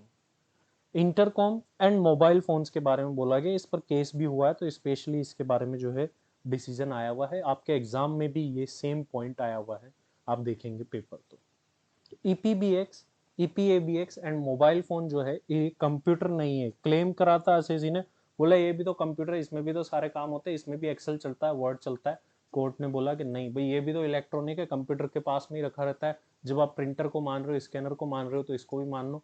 कोर्ट ने बोला नहीं भाई, ये कंप्यूटर, ये जो ईपीएबीएक्स है और ये मोबाइल फोन जो है कंप्यूटर नहीं माने जाएंगे। अगर अब इनको कंप्यूटर नहीं माना तो इन पर जो 40% वाली जो डेप्रिसिएशन की रेट है सर, ये तो नहीं मिल पाएगी। क्या मिलेगी फिर? वो जनरल रेट मिलेगी 15%। तो ये मोबाइल फोन पर और ईपीएबीएक्स पर, electronic private automatic branch exchange, जिसे हम इंटरकॉम सिस्टम कहते हैं जनरल लैंग्वेज में, इनके ऊपर डेप्रिसिएशन की रेट जो है वो 15%, 15% की रेट से ही वो मिलेगी। अगला नोट मैं आपको पहले ही बता चुका हूं कि जिस साल में अपन असेट को सेल कर देते उस साल में डेप्रिसिएशन जो है हमको नहीं मिलता है। ये बात अपन ऑलरेडी कर चुके हैं। सारे नोट वाली जो बातें हैं वो अपन ऑलरेडी कर चुके हैं। अब मैं ओवरऑल आपको एक फॉर्मेट बताने वाला हूँ जो अपन डेप्रिसिएशन निकालने के लिए फॉलो करने वाले हैं। अगर आप इस फॉर्मेट को मेरे फॉलो करोगे तो आपको कभी भी जो है डेप्रिसिएशन में गलती नहीं होगी। आपका डेप्रिसिएशन जो है ऑलवेज सही निकलेगा। देखिए क्या बोला गया है यहाँ पर। सबसे पहले तो डेप्रिसिएशन निकालने के लिए हमको क्या करना है, जिस भी ब्लॉक का हम डेप्रिसिएशन निकाल रहे हैं उसकी ओपनिंग डब्ल्यूडीवी हमको लेनी है। देन इसमें हमें एडिशन करना है जो भी असेट हमने परचेज करी है उसका। असेट परचेज में हमें दो पार्ट रखने हैं। सर ऐसा क्यों करना है? क्योंकि परचेज वाले साल में आपको पता होगा, अभी अभी मैंने बताया, पुट टू यूज 180 डेज और मोर हो रहा है तो पूरी रेट मिलेगी, लेस देन 180 डेज हो रहा है तो हमको हाफ रेट मिलेगी। तो अगर हमने परचेज इसी साल करी है उन्हीं के लिए बात है। पुट टू यूज 180 डेज और मोर है तो उसको वो सारी एसेट्स की वैल्यू जोड़ के यहाँ लिख लो जो भी बन रही है। और put to use less than 180 days है तो वो भी लेस देन 180 वालों की वैल्यू इस यहाँ लिख ली। तो ये ओपनिंग डब्ल्यूडीवी जो ऑलरेडी एसेट थी, लेट से कि हमारे पास 10 लाख की एसेट्स ऑलरेडी थी, फिर हमने 10 लाख की और खरीदी है, उसमें से 5 लाख पर फुल रेट मिल रही है और 5 लाख पर हाफ रेट मिल रही है। और इसमें से लेस कर देंगे अगर हमने कोई एसेट सेल कर दी है तो वो सेल करी हुई एसेट लेस करने के बाद में यहाँ जो बैलेंस बचेगा उस पर डेप्रिसिएशन मिलेगा। लेट से कि हमने 2 लाख की एसेट सेल भी कर दी तो यहाँ पर सर बैलेंस कितना बच गया? सर यहाँ पर एसेट का बैलेंस बच गया 18 lakh. Now we will claim depreciation on this 18 lakh. अच्छा, इस 18 लाख पर डेप्रिसिएशन कैसे क्लेम करें सर, ये भी तो एक क्वेश्चन है। बस हमें हाफ रेट और फुल रेट वालों को अलग अलग करना है। सबसे पहली बात तो मैं आपको इस सेल के बारे में बता दूं, ये 2 लाख जो सेल हुई है वो किस में से हुई है हमको तो पता ही नहीं है, वैसे आगे आने वाला है। अगर हमें पता नहीं हो कि कौन सी एसेट सेल करी है तो हम फीफो मेथड अप्लाई करते हैं। जो एसेट पहले परचेज की गई थी वही पहले सेल हुई हुई मानी जाएगी। ठीक है, तो मतलब क्या कि ये जो 2 लाख सेल हुई है किस में से हुई है? 10 में से। तो वो तो हमें बच गया, टोटल था हमारा 10 लाख, उसमें से 2 लाख तो सेल हो गया, उसमें से बच गया 8 लाख। और हम ये फुल रेट वालों को अलग कर रहे हैं और हाफ वालों को अलग कर रहे हैं क्योंकि हमें डेप्रिसिएशन निकालना है। लेट्स से कि डेप्रिसिएशन की जो रेट है वो इस ब्लॉक पर 10% की लगती है। 8 लाख तो वो रह गया, प्लस फुल रेट में ये 5 लाख और है, तो फुल रेट वाले कितने हो गए? 13 लाख। हाफ रेट वालों में ये जो थी ये हाफ रेट मिलेगी 5 लाख की। तो इस 13 लाख पर हम 10% की रेट से डेप्रिसिएशन लगा देंगे और इस 5 लाख पर हम हाफ रेट कह सकते हैं 5% की रेट से। तो ये आ जाएगा 1,30,000 और ये आ जाएगा 25,000। तो टोटल डेप्रिसिएशन जो है वो बन गया हमारा 1,55,000। इस 1,55,000 को अपन यहाँ पर लेस कर देंगे और फिर इसके बाद में जो बैलेंस बचेगा वो आ जाएगी हमारी क्लोजिंग डब्ल्यूडी। तो इस तरीके से हमको ये फॉर्मेट फॉलो करना होता है और इस तरीके से जो एंड में बचता है वो क्लोजिंग डब्ल्यूडीवी। अगर हम इसमें से अब 1,55,000 लेस कर देंगे तो रिमेनिंग जो है वो अपनी क्लोजिंग डब्ल्यूडीवी हो जाएगी। बताइए बेटा, फॉर्मेट को समझे कि नहीं समझे? यस और नो जल्दी से मुझे कंफर्म करो, समझे कि नहीं? जल्दी बताओ। क्लियर? किसी का कोई डाउट है बताओ, सभी बताओ जल्दी से मुझे, then I will move further. Yes और नो? क्लियर है? ओके। ये बात मैं आपको ऑलरेडी बता चुका हूँ हाफ रेट और फुल रेट की, तो इस पर अपन ज्यादा डिस्कशन नहीं करेंगे। हाँ, अगर असेट को सेल करते हैं तो हम क्या मान के चलेंगे? फीफो मेथड, मतलब जो पहले आया था वही पहले सेल हुआ होगा। If there is no information, if there is no clear information about the sale of asset, कि कौन सी एसेट सेल हुई है हमें पता ही नहीं है, तो then we will apply FIFO method के जो पहले आई थी वही पहले सेल हुई होगी। इस बात का ध्यान रखें। चलिए आगे चलते हैं। एग्जाम्पल, हम कॉन्सेप्ट कवर कर रहे हैं, ध्यान रखें। हाँ, फॉर एग्जाम्पल अगर आपको पीजीबीपी फाइनल में तो है नहीं सर, अब क्वेश्चन कैसे करें? इन दैट केस आप जो है क्वेश्चन कर सकते हैं सीएमए इंटर के मॉड्यूल से।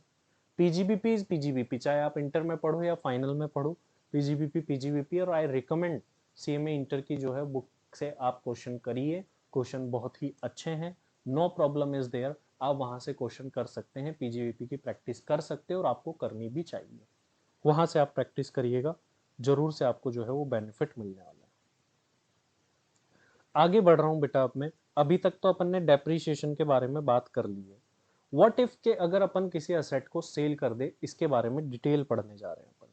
अभी अभी अपन ने सेल ऑफ असेट का देखा था कि अगर अपन किसी असेट को सेल कर देते हैं तो क्या होगा। अब मैं डिटेल में बात करने जा रहा हूँ सेल के बारे में ही स्पेसिफिकली। अच्छा, सेल को हम डिटेल में डिस्कस करने जा रहे हैं। ये जो है बेटा मेनली, ये तो वैसे तो पीजीवीपी का सेक्शन है, section 50, sale of depreciable asset. Sorry, मैंने शायद पीजीवीपी बोल दिया, कैपिटल गेन का सेक्शन है, sale of depreciable asset.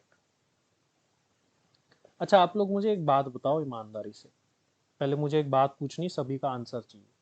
Capital gain आता है कि नहीं आता तुमको, बताओ। आता है कि भूल गए? बताओ जल्दी से मुझे, ईमानदारी से सभी बताएंगे। आता है, और बाकी लोग बताओ। आता है कैपिटल गेन। तो मैं ना थोड़ा फाइनल का एडवांस लेवल स्टार्ट कर रहा हूँ इस चैप्टर के बाद, और अगर वही नहीं आता है तो पहले we will complete that, then thereafter we will start. अच्छा, मैं क्या करूंगा, कैपिटल गेन आपको बेसिक्स तो आता ही होगा।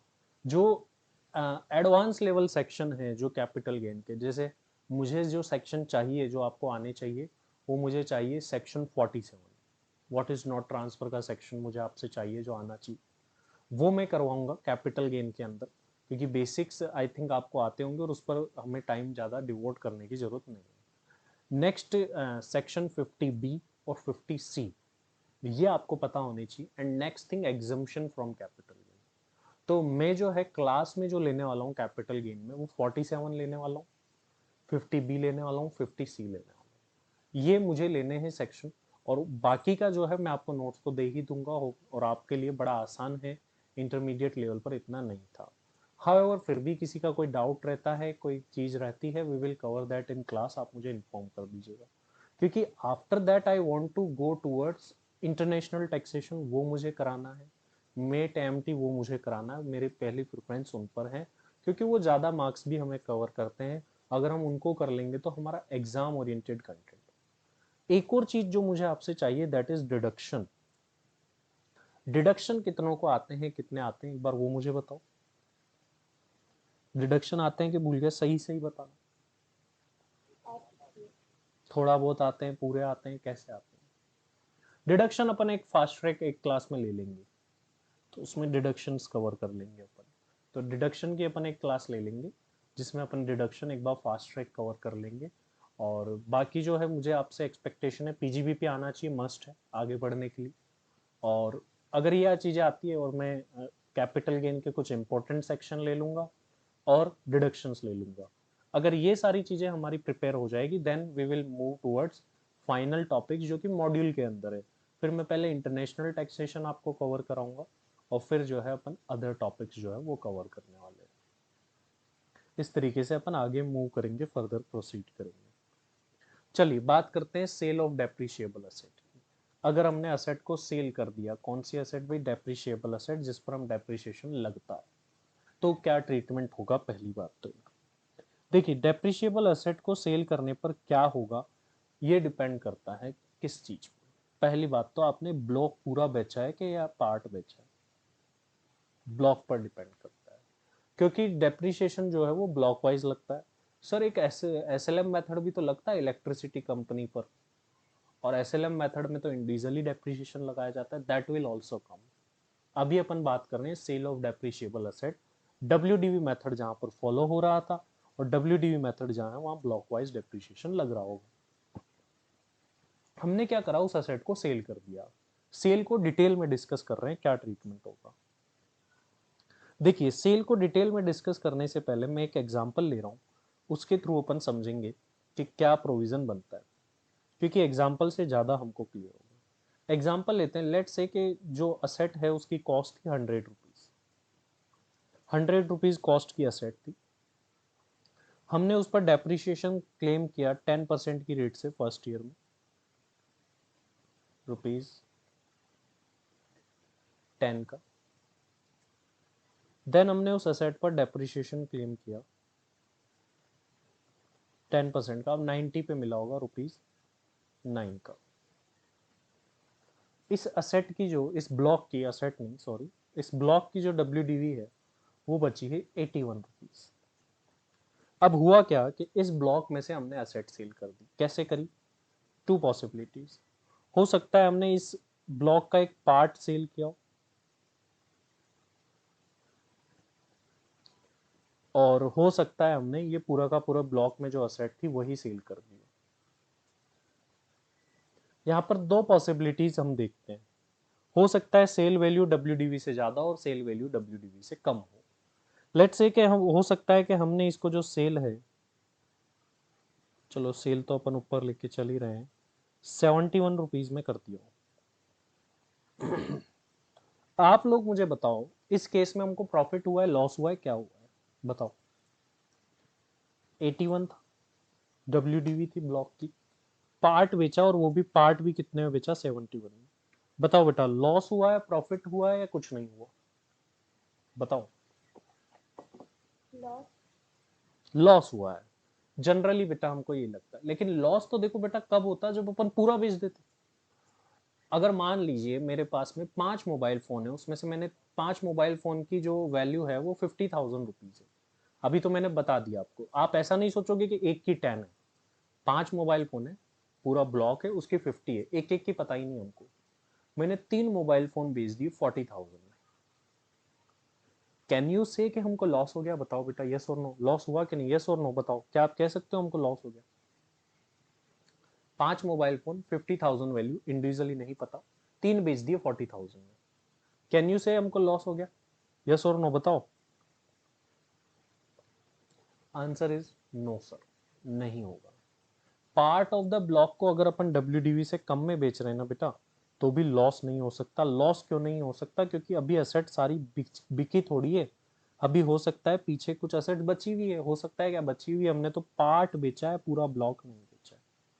पीछे अभी अभी भी 81 में से 71 गए, ₹10 बचे हुए। This ₹10 will become the cost of remaining asset. Cost of remaining asset, पीछे जो भी असेट बची होगी उसकी, इसको क्या मान लिया जाएगा? कॉस्ट। और फिर इस ₹10 पर आप आगे क्या क्लेम कर सकते हैं? डेप्रिसिएशन क्लेम कर सकते हैं। एक लाइन दिमाग में बिठाओ, पार्ट ऑफ द ब्लॉक में तो कभी लॉस हो ही नहीं सकता। Part of the block is sold में कभी लॉस ही नहीं हो सकता sir. Part of the block is sold में कभी लॉस हो ही नहीं सकता। Part of the block is sold में कभी लॉस हो ही नहीं सकता। पीछे जो बचता है उस पर हम डेप्रिसिएशन क्लेम कर लेते हैं, लॉस नहीं हो सकता। लेट्स से कि अपन ने इसको ₹91 में बेचा, तो अब क्या हुआ बेटा? अब बताओ, प्रॉफिट हुआ, लॉस हुआ, या कुछ नहीं हुआ? अब बताओ मुझे, बताइए जल्दी से, आपका जवाब चाहिए मुझे। प्रॉफिट हुआ, लॉस हुआ, कुछ नहीं हुआ? एक भी जवाब नहीं। बड़ी दुखद घटना है। देखिए बेटा, यहां पर हमको प्रॉफिट हो गया, कितने रुपए का? ₹10 का। ये जो प्रॉफिट हुआ है इसको हम बोलेंगे बेटा शॉर्ट टर्म कैपिटल गेन। बात ये निकली कि सर अगर पार्ट ऑफ द ब्लॉक बिकता है तो लॉस तो हो नहीं सकता, कम में बिक रहा है तो पीछे बचे हुए पे डेप्रिसिएशन ले लो। वहीं अगर सर ज्यादा में बिक रहा है तो जितना ज्यादा कमाया वो शॉर्ट टर्म कैपिटल गेन हो जाएगा। और अगर अब मान लो पूरा का पूरा ब्लॉक बेच दे, ब्लॉक में 5 असेट थी, 5 की 5 बेच दी, भाई सब बिक गई, तो क्या होगा? दो ही वही सेम दो केस ले रहे, हो सकता है सारी की सारी एसेट 71 में बेची, 71 इज एन एग्जाम्पल की WDV से कम में बेची, और हो सकता है 91 में बेची WDV से ज्यादा में। अब बताओ बेटा, मुझे पूरा ब्लॉक बेच दिया है 71 में, प्रॉफिट हुआ, लॉस हुआ, कुछ नहीं हुआ? बताओ जल्दी से, आंसर दीजिए मुझे। I want answer from you. यहाँ बेटा बिल्कुल यहाँ पर लॉस हो गया। हम यहाँ पर लॉस बोलेंगे ₹10 का, और इसको क्या बोलेंगे? Short term capital loss. Sir ऐसा क्यों? ऐसा इसलिए बेटा क्योंकि अब तो पूरा ब्लॉक ही बिक गया ना, पीछे कुछ बचा ही नहीं। तो ये जो लॉस, ये जो पीछे वैल्यू बची हुई, इसको कॉस्ट माने किसकी? जब पार्ट ऑफ द ब्लॉक बिका था तो हुआ क्या था कि पीछे कुछ असेट्स बची हुई थी, पूरी थोड़ी ना बिक गई थी। तो ये जो पीछे वैल्यू बची थी वो बची हुई असेट की कॉस्ट मान ली जाती है और उस पर डेप्रिसिएशन क्लेम कर लिया जाता है। लेकिन यहाँ तो जब पूरा ब्लॉक बिकता है ना, तो या तो फायदा होगा या नुकसान होगा। पूरा ब्लॉक बिकेगा तो या तो फायदा या नुकसान, या तो फायदा या नुकसान। कम में बिकेगा तो नुकसान, ज्यादा में बिकेगा तो फायदा। तो 91 में अगर अपन ब्लॉक को बेच दे तो क्या होगा सर, यहाँ तो 10 रुपीज का प्रॉफिट हो गया। This profit will be known as short term capital gain. कम में बिका, शॉर्ट टर्म कैपिटल लॉस। ज्यादा में बिका, short term capital gain. Part of the block अगर कम में बिका तो बचे हुए पे डेप्रिसिएशन ले लो, ज्यादा में बिका तो फिर वो शॉर्ट टर्म कैपिटल गेन हो जाएगा। पार्ट ऑफ द ब्लॉक बेचते हैं तो कभी भी लॉस नहीं हो सकता, बचे हुए पे डेप्रिसिएशन मिल जाता है। पूरा ब्लॉक बेचते हैं तो या तो फायदा होगा या नुकसान होगा। बताइए बेटा ये बात क्लियर है कि नहीं, यस और नो सभी मुझे कंफर्म करो, फिर मैं आगे बढ़ूंगा। बताओ बेटा जल्दी से। क्लियर। अब इसका प्रोविजन भी अपन बना सकते हैं, एग्जाम्पल आना जरूरी है। प्रोविजन हम बना सकते हैं। एक मिनट बेटा।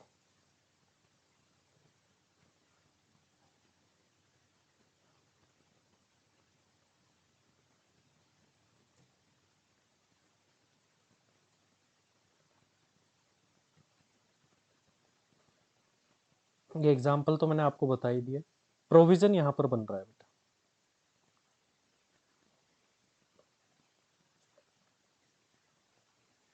Treatment in case of sale of depreciable asset.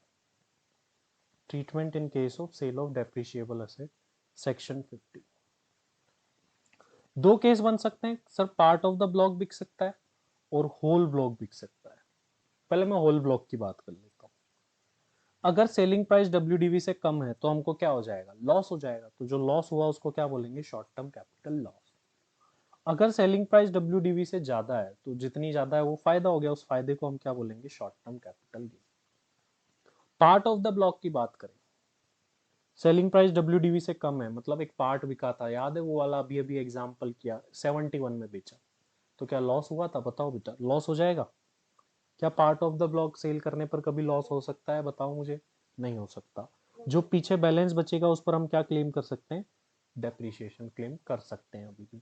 लेकिन अगर सेलिंग प्राइस डब्ल्यूडीवी से ज्यादा है, हमने बेनिफिट कमाया है, हमने प्रॉफिट कमाया है, तो उस प्रॉफिट को क्या बोला जाएगा, शॉर्ट टर्म कैपिटल गेन। तो ओवरऑल बात ये बनी, पार्ट ऑफ द ब्लॉक में कभी लॉस नहीं हो सकता, पीछे जो बचेगा उस पर डेप्रिसिएशन ले लो। ज्यादा में बेचा है तो फिर वो फायदा है, शॉर्ट टर्म कैपिटल गेन होगा। पूरा ब्लॉक बिकता है, कम में बिका है तो लॉस होगा, ज्यादा में बिका है तो फायदा होगा। कौन सा, शॉर्ट टर्म और long term capital gain. Clear है बेटा सेक्शन, बताइए जल्दी से मुझे। सेक्शन हो चुका है अपना खत्म। चले आगे, बताओ जल्दी बेटा। ओके, ये कुछ एग्जांपल्स हैं, इंटरमीडिएट की बुक के हैं। इंटरमीडिएट में ही पीजीबीपी, भाई इंटर हो या फाइनल पीजीबीपी सेम है। तो ये नोट्स मैं आपको दूंगा तो जिसके अंदर आपको ये क्वेश्चन सॉल्व मिल जाएंगे। तो ये क्वेश्चन आपको बेटा कर लेने हैं जरूर से, practice. It is mandatory to do these question. आप प्रैक्टिस करेंगे तभी जाकर के जो है ये सारी बातें क्लियर हो पाएगी आपको। आइए आगे बढ़ते हैं और कुछ स्पेशल केसेस पर बात करते हैं।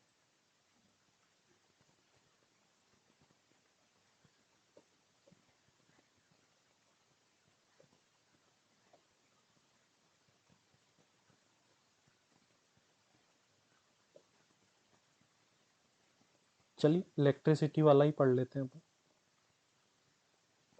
कुछ नोट भी है, स्पेशल बातें भी, केसेस भी है, असेट रिक्वायर कर ले वगैरह वगैरह, तो उसको बाद में अमालगमेशन में क्या होगा। अब अपन बात कर रहे हैं बेटा, अभी अभी अपन ने बात करी थी कि इलेक्ट्रिसिटी कंपनी के केस में कैसे डेप्रिसिएशन क्लेम किया जाता है। इलेक्ट्रिसिटी कंपनी भी चाहे तो क्या फॉलो कर सकती है, डब्ल्यूडीवी फॉलो कर सकती है। तो डब्ल्यूडीवी की तो हम बात ही नहीं कर रहे हैं, क्योंकि डब्ल्यूडीवी तो वी हैव ऑलरेडी कंप्लीटेड। हम बात किसकी कर रहे हैं फिर से, वी आर टॉकिंग अबाउट कि अगर electricity company SLM method follow कर रही है, देन व्हाट विल हैपन। पहली बात, अगर हम एसएलएम मेथड फॉलो करते हैं, क्योंकि इलेक्ट्रिसिटी कंपनी के पास ऑप्शन है, तो डेप्रिसिएशन जो है वो इंडिविजुअल असेट वाइज लगेगा। इंडिविजुअल असेट वाइज लगेगा, ना कि ब्लॉक वाइज लगेगा, सबसे इंपॉर्टेंट बात। और अगर आप एसएलएम मेथड फॉलो करते हैं तो इलेक्ट्रिसिटी कंपनी को आगे अपन एक टॉपिक पढ़ने वाले हैं, एडिशनल डेप्रिसिएशन भी नहीं मिलेगा। बस ये नॉर्मल सी बात है। सेल का केस यहाँ पर ज्यादा इंपॉर्टेंट है। देखिए क्या बोला है, electricity company have option to follow, electricity company have option to follow straight line method of depreciation. Electricity company के पास में ऑप्शन है कि वो एसएलएम मेथड जो है वो फॉलो कर सकती है। जब एसएलएम मेथड फॉलो किया जाता है देन डेप्रिसिएशन जो है वो इंडिविजुअल सिंगल एसेट वाइज जो है वो लगाया जाएगा। अगर electricity company SLM method follow कर लेती है तो एडिशनल डेप्रिसिएशन जो है वो उसको नहीं मिलेगा। आप लोगों ने इंटर में थोड़ा बहुत नाम तो सुना ही है, जानते तो ही, एडिशनल डेप्रिसिएशन वो नहीं मिलेगा इलेक्ट्रिसिटी कंपनी। यहाँ पर ज़्यादा इंपॉर्टेंट है सेल का, कि अगर इलेक्ट्रिसिटी कंपनी जो है वो असेट सेल कर देती है तो क्या होगा, दैट इज मोर इम्पोर्टेंट। तो मैं उसके बारे में बेटा बात करने जा रहा हूँ। देखिए बेटा यहाँ पर केस आ गया है कि अगर इलेक्ट्रिसिटी कंपनी ने उस असेट को सेल कर दिया, किस असेट को, जिस पर वो क्या क्लेम कर रही थी, एसएलएम मेथड से डेप्रिसिएशन क्लेम कर रही थी। तो केस देखते हैं, एग्जांपल से ही कॉन्सेप्ट बनाएंगे अगेन। लेट्स से कि कोई असेट थी 100 रुपीज की, डेप्रिसिएशन की रेट थी उसमें 10%, तो हमने 2 ईयर्स तक 10 and 10 का डेप्रिसिएशन क्लेम कर लिया। डब्ल्यूडीवी एसेट की थी 80 रुपीज। यहाँ पर तीन पॉसिबिलिटीज बेटा बनती है। सेलिंग प्राइस डब्ल्यूडीवी से कम हो सकती है, ज्यादा हो सकती है, और कॉस्ट से भी ज्यादा हो सकती है। Is a new case over here. तो देखिए फॉर एग्जांपल हो सकता है कि ये 80 वाली 70 में बिकी हो, 90 में बिकी हो और 120 में बिकी हो। अगर ये 70 में बिक गई, 80 की तो थी और अब तो सिंगल एसेट है तो वो बिक गई तो सब खत्म।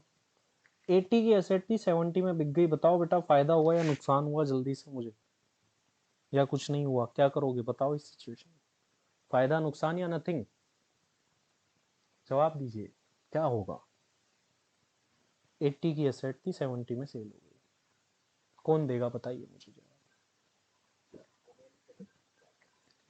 देखिए बेटा इस केस में क्या होगा, ये लॉस हो जाएगा अपना, क्योंकि एसेट तो अकेली थी ना, पीछे ब्लॉक वगैरह का सिस्टम तो वहां था। ये जो लॉस है ये 10 रुपीज का लॉस हो जाएगा। और इस लॉस को क्या नाम दिया जाता है, इस लॉस का नाम होता है बेटा टर्मिनल डेप्रिसिएशन। इस लॉस को हम पीएनडल में डेबिट कर सकते हैं, और पीएनडल में किस नेम से डेबिट कर सकते हैं, टर्मिनल डेप्रिसिएशन के नाम से डेबिट कर सकते हैं। हाउएवर अगर इस 80 रुपीज की डब्ल्यूडी वाली एसेट को अगर हमने 90 रुपीज में सेल करा होता तो हमको 10 रुपीज का क्या हो जाता, प्रॉफिट हो जाता। अगर हमें प्रॉफिट हो रहा है तो इस प्रॉफिट को बोला जाता है बेटा बैलेंसिंग चार्ज। लेकिन अब लेट से कि इस 80 रुपीज की असेट जिसकी डब्ल्यूडीवी 80 रुपीज है, इसको हम सेल कर दे 120 रुपीज में। अगर सेल कॉस्ट से भी ऊपर की हो जाती है तो इसको अपन ने एक नाम दिया है स्पेशल। अगर कॉस्ट से भी ऊपर की सेल कर रहे हो ना तो अपन इसको बोलेंगे सुपर से ऊपर की सेल।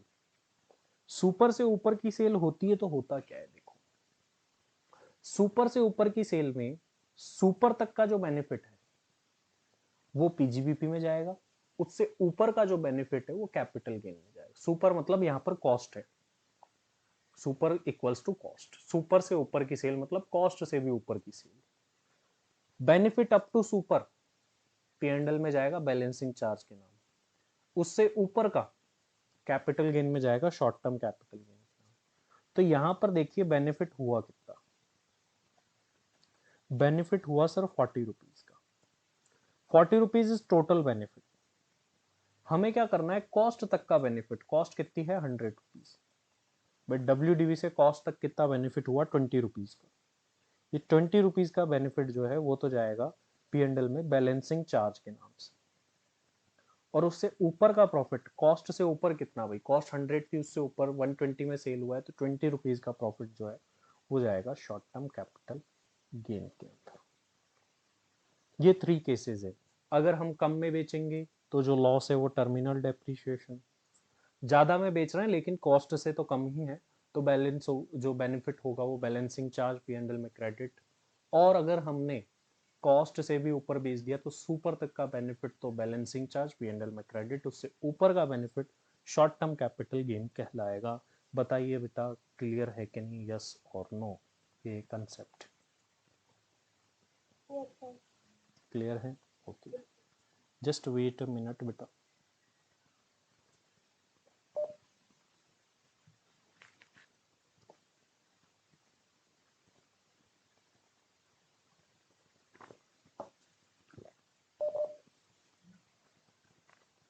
इससे ही अगर अपन कंसेप्ट बनाएं तो this is the concept which we get from this example. इस एग्जाम्पल से जो कंसेप्ट हमको मिलता है वो ये रहा।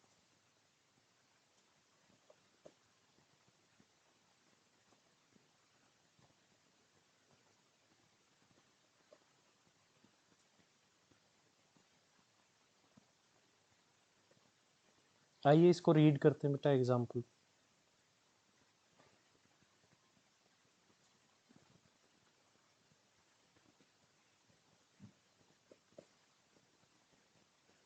देखिए क्या बोला गया, treatment in case of sale of asset by electricity company. कब? जब वो एसएलएम मेथड फॉलो कर रही थी तब की बात।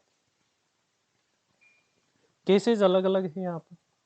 पहला केस, सेलिंग प्राइस जो है वो डब्ल्यूडीवी से कम है, तो क्या होगा भाई, जो हमारा लॉस होगा उसको क्या बोलेंगे, टर्मिनल डेप्रिसिएशन, और आप इसको पीएनएल में डेबिट कर। सेकंड केस, सेलिंग प्राइस जो है वो डब्ल्यूडीवी से ज्यादा है, तो जो हमारा बैलेंस होगा, फायदा होगा, वो बैलेंसिंग चार्ज पीएनएल में क्रेडिट कर।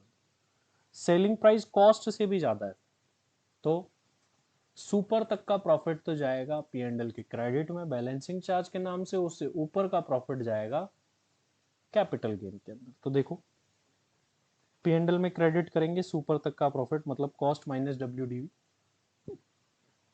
Selling price minus WDV, cost से भी minus cost, selling price minus cost, cost से ऊपर का भी बेनिफिट वो जाएगा अपना शॉर्ट टर्म कैपिटल गेन के अंदर। ये बात हो गई अगर इलेक्ट्रिसिटी कंपनी जो है वो डेप्रिशिएबल असेट को सेल कर रही है जिस पर वो एसएलएम मेथड फॉलो कर रही थी उसे। अब बात आती है बेटा एडिशनल डेप्रिसिएशन के बारे में। व्हाट इज एडिशनल डेप्रिसिएशन, कि आखिर ये क्या होता है, उसके बारे में अपन बात कर लेते हैं, फिर आगे बढ़ जाते हैं। इंपॉर्टेंट मार्क कर लेना बेटा, फाइनल के अंदर तो बहुत ज़्यादा पूछा जाता है और इंटर में भी ऐसा नहीं है कि कम है, इंटर में भी जो है वो बहुत ही ज़्यादा पूछा जाता है एडिशनल डेप्रिसिएशन का कंसेप्ट। फाइनल में काफ़ी बार इसके एमसीक्यू भी आए हैं एडिशनल डेप्रिसिएशन से, तो काफ़ी इंपॉर्टेंट है, ध्यान रखें। बात करते हैं एडिशनल डेप्रिसिएशन। एडिशनल डेप्रिसिएशन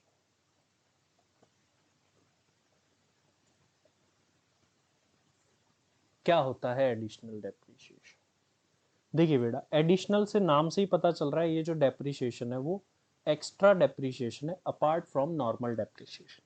मतलब हमें मौका मिलेगा हमारे पीएनएल में और एक्स्ट्रा डेप्रिसिएशन डेबिट करने का। क्या ये मौका सभी ले पाएंगे? नहीं बेटा, ये मौका एक्स्ट्रा डेप्रिसिएशन का जो है वो किसे मिलता है?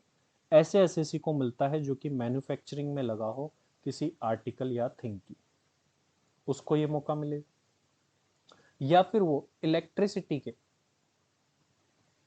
जनरेशन, डिस्ट्रीब्यूशन या ट्रांसमिशन में लगा हो, तो भी उसको जो है ये मौका मिल जाएगा इलेक्ट्रिसिटी के। चलिए सर कैसे मिलेगा, कब मिलेगा?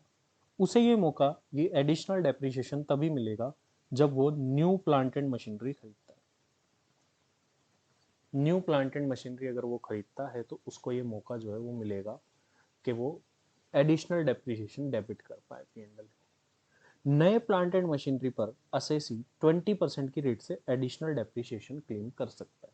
20% रेट फिक्स्ड है, 20% की रेट से डेप्रिसिएशन मिलेगा, एडिशनल डेप्रिसिएशन नए प्लांट एंड मशीनरी पर मिलेगा। मान लीजिए आपके पास 10 लाख के पुराने प्लांट एंड मशीनरी, इस साल 2 लाख के और खरीदे, टोटल कितने की होगी? 12 लाख। 12 लाख पर आपको नॉर्मल डेप्रिसिएशन मिल जाएगा। एडिशनल कितने पे मिलेगा? ओनली 2 लाख पर, जो आपने नई असेट खरीदी उन्हीं पर मिलेगा। किस रेट से? 20% की रेट से। हाँ लेकिन अगर पुट टू यूज 180 दिन से कम किया है तो फिर 10% इस साल मिलेगा और 10% जो है वो अगले साल मिलेगा, आधा आधा मिलेगा। फिर अगर पुट टू यूज जो है लेस देन 180 डेज अपन असेट को करते हैं तो फिर हाफ हाफ करके हमको मिलता है। अच्छा सर, ठीक है, ये भी बात हमको क्लियर है कि एडिशनल डेप्रिसिएशन की रेट क्या होती है। यहाँ से एमसीक्यू पूछा गया है कि भाई एक असेसी ने जो है वो 10% एक साल में ले लिया, तो अगले साल में मिलेगा कि नहीं। आंसर है मिलेगा। किस रेट से मिलेगा ये भी पूछा गया, तो 10% की रेट से मिलेगा। देन नेक्स्ट क्या पूछा गया है कि किन किन असेट पर एडिशनल डेप्रिसिएशन नहीं मिलता है। नो एडिशनल डेप्रिसिएशन, किन किन असेट पर एडिशनल डेप्रिसिएशन नहीं मिलेगा। तो इसका जवाब क्या है कि सर किस किस असेट पर एडिशनल डेप्रिसिएशन नहीं मिलेगा। जवाब है बेटा बिल्डिंग पर और फर्नीचर एंड फिटिंग्स पर तो मिलेगा ही नहीं सर, नाम ही नहीं लिस्ट में। क्लियर है सर ये बात, ओनली प्लांट एंड मशीनरी पर मिलेगा। अगर आपने second hand plant and machinery खरीदी है तो उसके ऊपर भी आपको ये जो एडिशनल डेप्रिसिएशन है वो देखने को नहीं मिलेगा, ये एडिशनल डेप्रिसिएशन नहीं मिलेगा। इसके अलावा रोड ट्रांसपोर्ट व्हीकल, मतलब ऐसे आपने कोई व्हीकल खरीदा, ट्रक खरीदिया, कार खरीद ली, बस खरीद ली, नहीं मिलेगा एडिशनल डेप्रिसिएशन आपको इनके ऊपर, रोड पर चलने वाली कोई भी प्लांट एंड मशीन। इसके अलावा शिप्स एंड एयरक्राफ्ट पर भी जो है आपको एडिशनल डेप्रिसिएशन देखने को नहीं मिलता है, शिप्स एंड एयरक्राफ्ट पर भी नहीं मिलता है। नेक्स्ट, ऐसे प्लांट एंड मशीनरी जो आपने कहाँ लगा दिए हो, ऑफिस में लगा दियो, आपने खरीदे नए खरीदे बिल्कुल, लेकिन उनको कहाँ लगा दिया, ऑफिस में या फिर गेस्ट हाउस में लगा दिया, आपके घर में ले जाके लगा दिया, क्या उन पर एडिशनल डेप्रिसिएशन मिलेगा? आंसर इज नो, नहीं मिलेगा। अब एक इंपॉर्टेंट बात है, अगर आपकी यूनिट जो है, आपका बिजनेस जो है वो आंध्र प्रदेश, बिहार, तेलंगाना या वेस्ट बंगाल, इनके किसी नोटिफाइड बैकवर्ड एरिया में पड़ रहा है। पहली चीज तो इन चारों राज्यों में से किसी एक में, आंध्र प्रदेश, बिहार, तेलंगाना या वेस्ट बंगाल में आपका बिजनेस है, और उन राज्यों के भी कौन से एरिया में है नोटिफाइड बैकवर्ड एरिया, जिन एरियाज को बैकवर्ड घोषित करा हुआ है, बैकवर्ड बताया हुआ है, वहां पर अगर आपकी यूनिट है तो आपको एडिशनल डेप्रिसिएशन 20% ना मिलके बल्कि आपको मिलेगा 35% की रेट से। यहाँ से एमसीक्यू फ्रेम होने के बहुत ज्यादा चांस होते हैं एग्जाम में, तो बिल्कुल ध्यान से रखिएगा, इसको ध्यान रखना है कि आंध्र प्रदेश, बिहार, तेलंगाना और वेस्ट बंगाल के नोटिफाइड बैकवर्ड एरिया में अगर अपन यूनिट लगाते हैं तो अपन को एडिशनल डेप्रिसिएशन 20% की जगह 35% मिलता है। ये कुछ बातें थी एडिशनल डेप्रिसिएशन के बारे में, आइए इनको करते हैं रीड और एडिशनल डेप्रिसिएशन का कंसेप्ट भी करते हैं क्लियर। काफी ज्यादा MCQ fill in the blanks आते हैं एग्जाम्स के अंदर, तो इस बात का बेटा ध्यान रखना। सबसे पहली बात, हु इज एलिजिबल, कि किसको मिलेगा, तो एडिशनल डेप्रिसिएशन किसको मिलेगा? एनी पर्सन जो इन्वॉल्व हो किसमें, मैन्युफैक्चरिंग और प्रोडक्शन, किसी भी आर्टिकल या थिंग की, उसको मिलेगा। या फिर आप इन्वॉल्व हो जनरेशन, डिस्ट्रीब्यूशन या ट्रांसमिशन पावर के लिए, तो किस रेट से मिलेगा सर? 20% की रेट से मिलेगा। हाँ, लेकिन पुट टू यूज 180 से कम किया तो फिर हाफ रेट, 10 इस साल और 10 अगले साल मिल जाएगा। आगे की कुछ कंडीशन देखते हैं जो अपन ने पढ़ी है, उनको भी देखते हैं कि सर वो कंडीशंस क्या क्या दी हुई है। नेक्स्ट बात बोली गई है सर, ये जो एडिशनल डेप्रिसिएशन है ये लाइफ में एक ही बार मिलेगा। बिल्कुल एक ही बार मिलेगा, मतलब आपने कोई नई एसेट खरीदी तो वो एक बार ही 20% उस पर मिलेगा। हाँ, लेकिन अगर मान लो इस साल आधा ही मिला तो फिर आधा अगले साल मिल जाएगा, मतलब है टोटल में 20, एक ही बार मिलेगा, ओनली वंस। वंस का मतलब ये नहीं कि आपने अगले साल नई एसेट खरीद ली तो उस पर नहीं मिलेगा, उस पर मिलेगा। एक सिंगल एसेट पर लाइफ में एक ही बार मिलता है, वो 20% मिलता है। हाँ, लेकिन आपने 10 कराया तो नेक्स्ट ईयर 10 मिल जाएगा। किस पर मिलेगा सर? अब ये प्लांट एंड मशीनरी पर मिलेगा जो 1 अप्रैल 2005 या उसके बाद खरीदी गई हो, क्योंकि तब से ये सेक्शन जो है वो लाया गया था। अब लेकिन बात ये कि कुछ असेट पर ये नहीं मिलता है, वो कौन कौन सी? बिल्डिंग पर, फर्नीचर पर और इंटेंजिबल असेट पर नहीं मिलेगा, प्लांट एंड मशीनरी पर मिलेगा। रोड ट्रांसपोर्ट व्हीकल, कार वगैरह पर ये जो है वो नहीं मिलेगा। शिप्स एंड एयरक्राफ्ट, हवाई जहाज वगैरह, इन पर भी नहीं मिलेगा। Second hand plant and machinery पर ये नहीं मिलेगा। और ऐसे प्लांट एंड मशीनरी जिनको आपने ऑफिस प्रीमाइसेस में लगा दिया है या घर में लगा दिया है, रेजिडेंशियल अकोमोडेशन या गेस्ट हाउस में लगा दिया है, तो उन पर भी नहीं मिलेगा। अब एक सवाल कई बच्चों के मन में आता है कि सर जब क्लोजिंग डब्ल्यूडीवी निकालते हैं तो क्या इसको लेस करेंगे कि नहीं करेंगे? आंसर है बिल्कुल करेंगे बेटा। इसको निकालेंगे कैसे भाई, जो नई एसेट की कॉस्ट है उसका 20% कर दो। जब अपना फॉर्मेट आया था ना जिसमें लेस डेप्रीशिएशन करेंगे, तो उसमें दो डेप्रीशिएशन, एक तो नॉर्मल डेप्रीशिएशन हो जाएगा और एक एडिशनल डेप्रीशिएशन लेस हो जाएगा। तो ये जो भी अपना बैलेंस होता है असेट का, उसमें से ये नॉर्मल भी लेस हो जाता है और एडिशनल भी लेस होने के बाद हमारी क्लोजिंग डब्ल्यूडीवी जो है वो बच जाती है असेट की। तो यही बात बोली गई, एडिशनल डेप्रीशिएशन जो है वो रिड्यूस किया जाएगा जब अपन क्लोजिंग डब्ल्यूडीवी। ये जो है वो ओनली अवेलेबल है नए प्लांट एंड मशीनरी के ऊपर। ये तो ऑब्वियस सी बात है, अपन ने पहले भी पढ़ा था। अगर आपकी यूनिट स्टेब्लिश्ड की गई है कहां पर, जो मैंने आपको अभी अभी इंपॉर्टेंट बताया था, नोटिफाइड बैकवर्ड एरिया में, कहां के, आंध्र प्रदेश के, बिहार के, तेलंगाना के, वेस्ट बंगाल के, कहां, कब, ऑन और आफ्टर 1 अप्रैल 2015, 1 अप्रैल 2015 या उसके बाद में, तो एडिशनल डेप्रिसिएशन की रेट जो है वो 35% हो जाएगी। आंध्र प्रदेश, बिहार, तेलंगाना और वेस्ट बंगाल के नोटिफाइड बैकवर्ड एरिया में 1 अप्रैल 2015 या उसके बाद में लगा रहे हैं, तो एडिशनल डेप्रिसिएशन जो है 20 की जगह 35% मिलेगा। जल्दी से बेटा मुझे बताइए, क्या आप लोगों को एडिशनल डेप्रिसिएशन पूरा याद आ गया, क्लियर है कि नहीं, यस और नो? जल्दी से बता दीजिए, क्लियर सभी को बेटा? चलिए आगे बढ़ते हैं, थोड़ा सा और कर लेते हैं।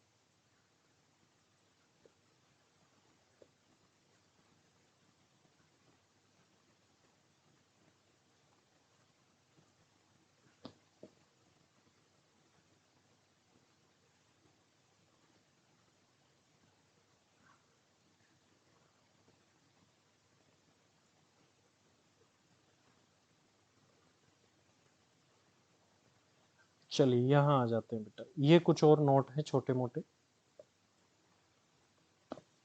नेक्स्ट अपन जो बात करने जा रहे हैं वो इंटरेस्ट के बारे में बात करने जा रहे हैं। सर इंटरेस्ट कौन सा, कैसा, क्या? देखिए बेटा, कई बार क्या होता है कि हम जो असेट परचेज करते हैं वो लोन लेके करते हैं। मान लीजिए ये असेट है, कोई कोई मशीन है, ये इसकी वैल्यू जो है वो 10 लाख रुपीज है, बट हमारे पास 10 लाख रुपीज नहीं है। तो हमने क्या करा, बैंक से लोन लिया,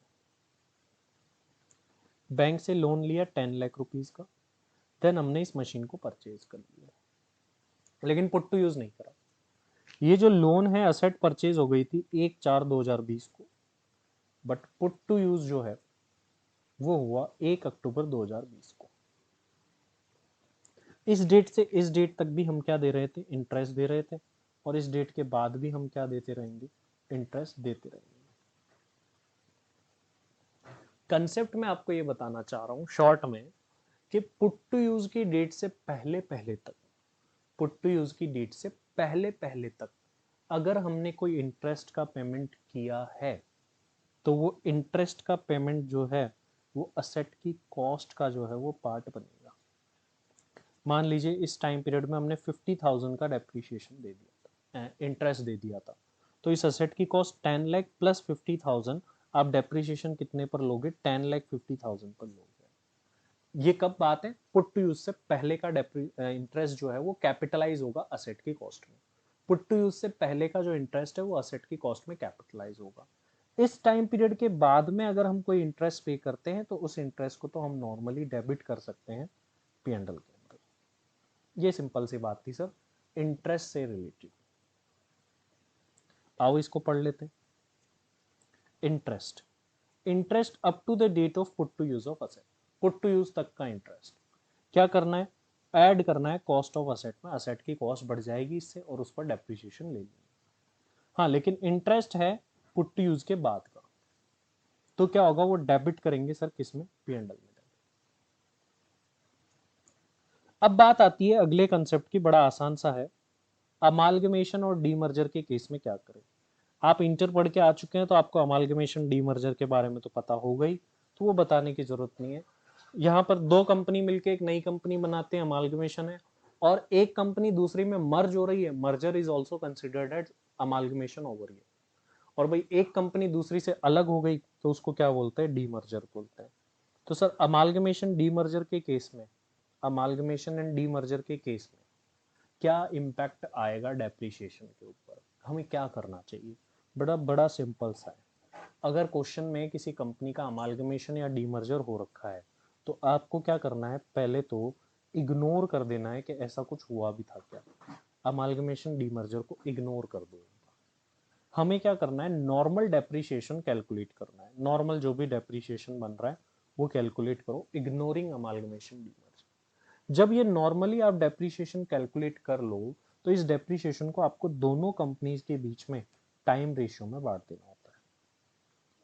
तो अमालगमेशन डीमर्जर के केस में depreciation is distributed among the companies in their time ratio. Time ratio में बट जाता है अमालगमेटिंग कंपनी और अमालगमेटेड कंपनी। डीमर्जर है तो demerged company and resulting company. But जाता है अमालगमेशन डीमर्जर के केस में डेप्रिसिएशन। इस लाइन को आइए पढ़ भी लेते हैं। In case of amalgamation and demerger, first depreciation will be calculated normally, assuming that there is no amalgamation and demerger.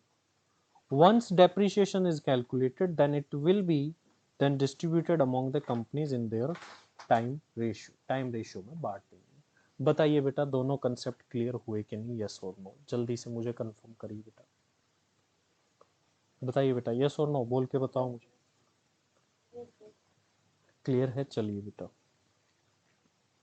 Amalgamation demerger और ये सारी अपन ने कवर कर लिया। अब बस एक दो नोट और छोटे से, फिर अपना डेप्रिसिएशन जो है वो कंप्लीट हो जाएगा। नेक्स्ट थिंग आती है, जो अगला नोट है वो आता है ग्रांट और सब्सिडी से रिलेटेड। भाई अगर हमें गवर्नमेंट से कोई ग्रांट मिली है या सब्सिडी मिली है तो उस केस में क्या होगा, क्या ट्रीटमेंट होगा उस केस में, अगर हमको कोई ग्रांट या सब्सिडी मिलती है गवर्नमेंट से। तो बेटा अगर हमें कोई ग्रांट या सब्सिडी मिली है तो फिर उस ग्रांट सब्सिडी को हमें असेट की कॉस्ट में से लेस कर देना है, दैट्स इट। फॉर एग्जांपल कोई असेट है वो 50 लाख की, बट हमें ग्रांट मिल गई, कोई सब्सिडी मिल गई 10 लाख की, तो फिर असेट की कॉस्ट हमें माननी कितनी बुक्स में? 40 लाख, और 40 लाख पर ही डेप्रिसिएशन क्लेम करना। तो अगर हमें कोई ग्रांट या सब्सिडी मिलती है असेट की कॉस्ट में से, उसको लेस कर दिया जाएगा और बाकी जो वैल्यू बचेगी उस पर डेप्रिसिएशन क्लेम कर लिया जाएगा। अगला मुद्दा आता है interest on borrowed capital, already discuss कर चुके हैं अभी अभी। डेप्रिसिएशन व्हेन असेट इज रीएक्वायर्ड, बेटा होता क्या है देखो, केस बताता हूँ रीएक्वायर्ड क्या होता है। ये एक व्यक्ति है मिस्टर ए, इनके पास में एक असेट है और इधर एक असेसी है मिस्टर बी। मिस्टर ए ने अपनी असेट जिसकी डब्ल्यूडीवी थी 10 लाख मिस्टर बी को सेल करी 8 लाख में, ठीक है, 8 लाख में सेल करी। मिस्टर बी से ये असेट इन्होंने वापस खरीद ली, वापस से परचेज कर ली, बेची फिर वापस से परचेज कर ली 20 लाख में। And mister A is saying कि भाई मुझे तो ये 20 लाख की पड़ी है, मैं 20 लाख पर डेप्रिसिएशन क्लेम करना चाहता हूँ। बताओ बेटा ये सही है क्या? यस और नो बताओ, मिल जाएगा क्या? क्या लगता है आपको? यस और नो बताओ, क्या मिस्टर ए को 20 लाख पे डेप्रिसिएशन दे दे? यस और नो?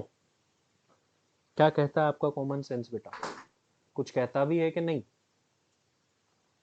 बताइए बेटा, क्या depreciation they they mister A को? नहीं सर, इसको 20 लाख पर डेप्रिसिएशन नहीं मिलेगा। क्यों नहीं मिलेगा सर? इस असेट की कॉस्ट कितनी थी? 10 लाख, 10 पर ही मिलेगा। बात ये बताना चाह रहा हूं मैं, अगर किसी असेट को रीएक्वायर किया जाता है, अच्छा इसने रीएक्वायर ही 8 लाख में किया होता तो फिर हम दे देते क्या? फिर हम 8 पे ही दे देते डेप्रिसिएशन। देखो ओवरऑल कंसेप्ट ये बना कि अगर कोई एसेट रीएक्वायर की जाती है तो उसको डेप्रिसिएशन कितने पर मिलेगा? लोअर ऑफ द फॉलोइंग, इन दोनों वैल्यू में से जो भी कम आए।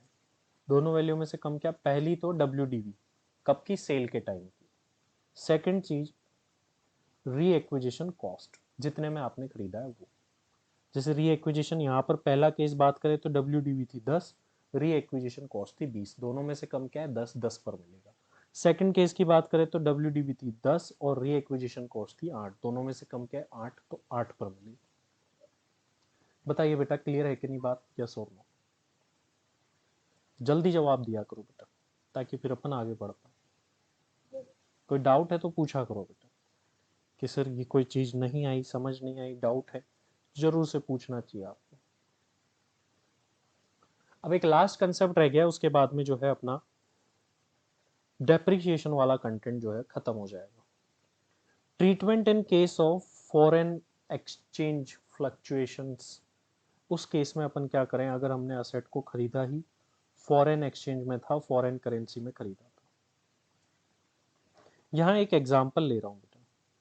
मिस्टर ए ने मिस्टर बी से कोई असेट खरीदी है, मशीनरी परचेज करी है।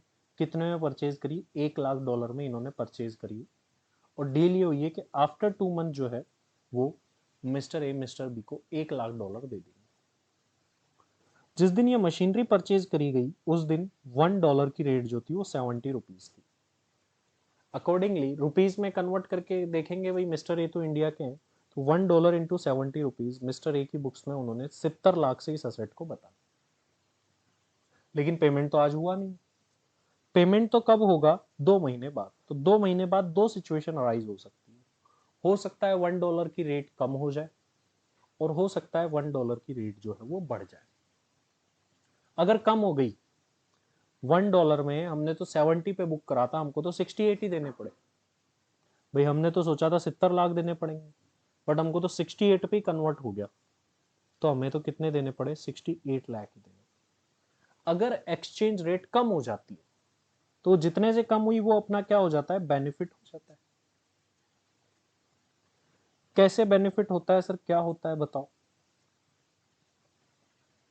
यहां पर अपन बात करें, $1 इक्वल्स टू 70 रुपीज था, हमको 70 लाख रुपए देने थे, लेकिन हमें तो बेनिफिट हो गया 2 लाख रुपए का। कैसे हो गया? एक्सचेंज रेट जो थी ना वो कम हो गई, तो ये 2 लाख का बेनिफिट हो गया। इसका क्या करें सर? फिर तो असेट एक्चुअल में 70 लाख की दिखनी नहीं चाहिए बुक्स में। बुक्स में कितने की दिखनी चाहिए? 68 लाख की, क्योंकि हमारा पेमेंट ही 68 गया है। बिल्कुल बेटा। अगर फॉरेन एक्सचेंज में फ्लक्चुएशन की वजह से हमें कम पेमेंट करना पड़ रहा है, तो जितना कम हमने पेमेंट किया उतने से असेट की कॉस्ट कम हो जाएगी। जैसे इस केस में हमें 2 लाख रुपए कम देने पड़ेंगे, तो ये 2 लाख रुपए जो है लेस हो जाएंगे असेट की कॉस्ट में से। और आगे से अपन डेप्रिसिएशन कितने पर क्लेम करेंगे? 68 लाख पर ही हम क्लेम करेंगे।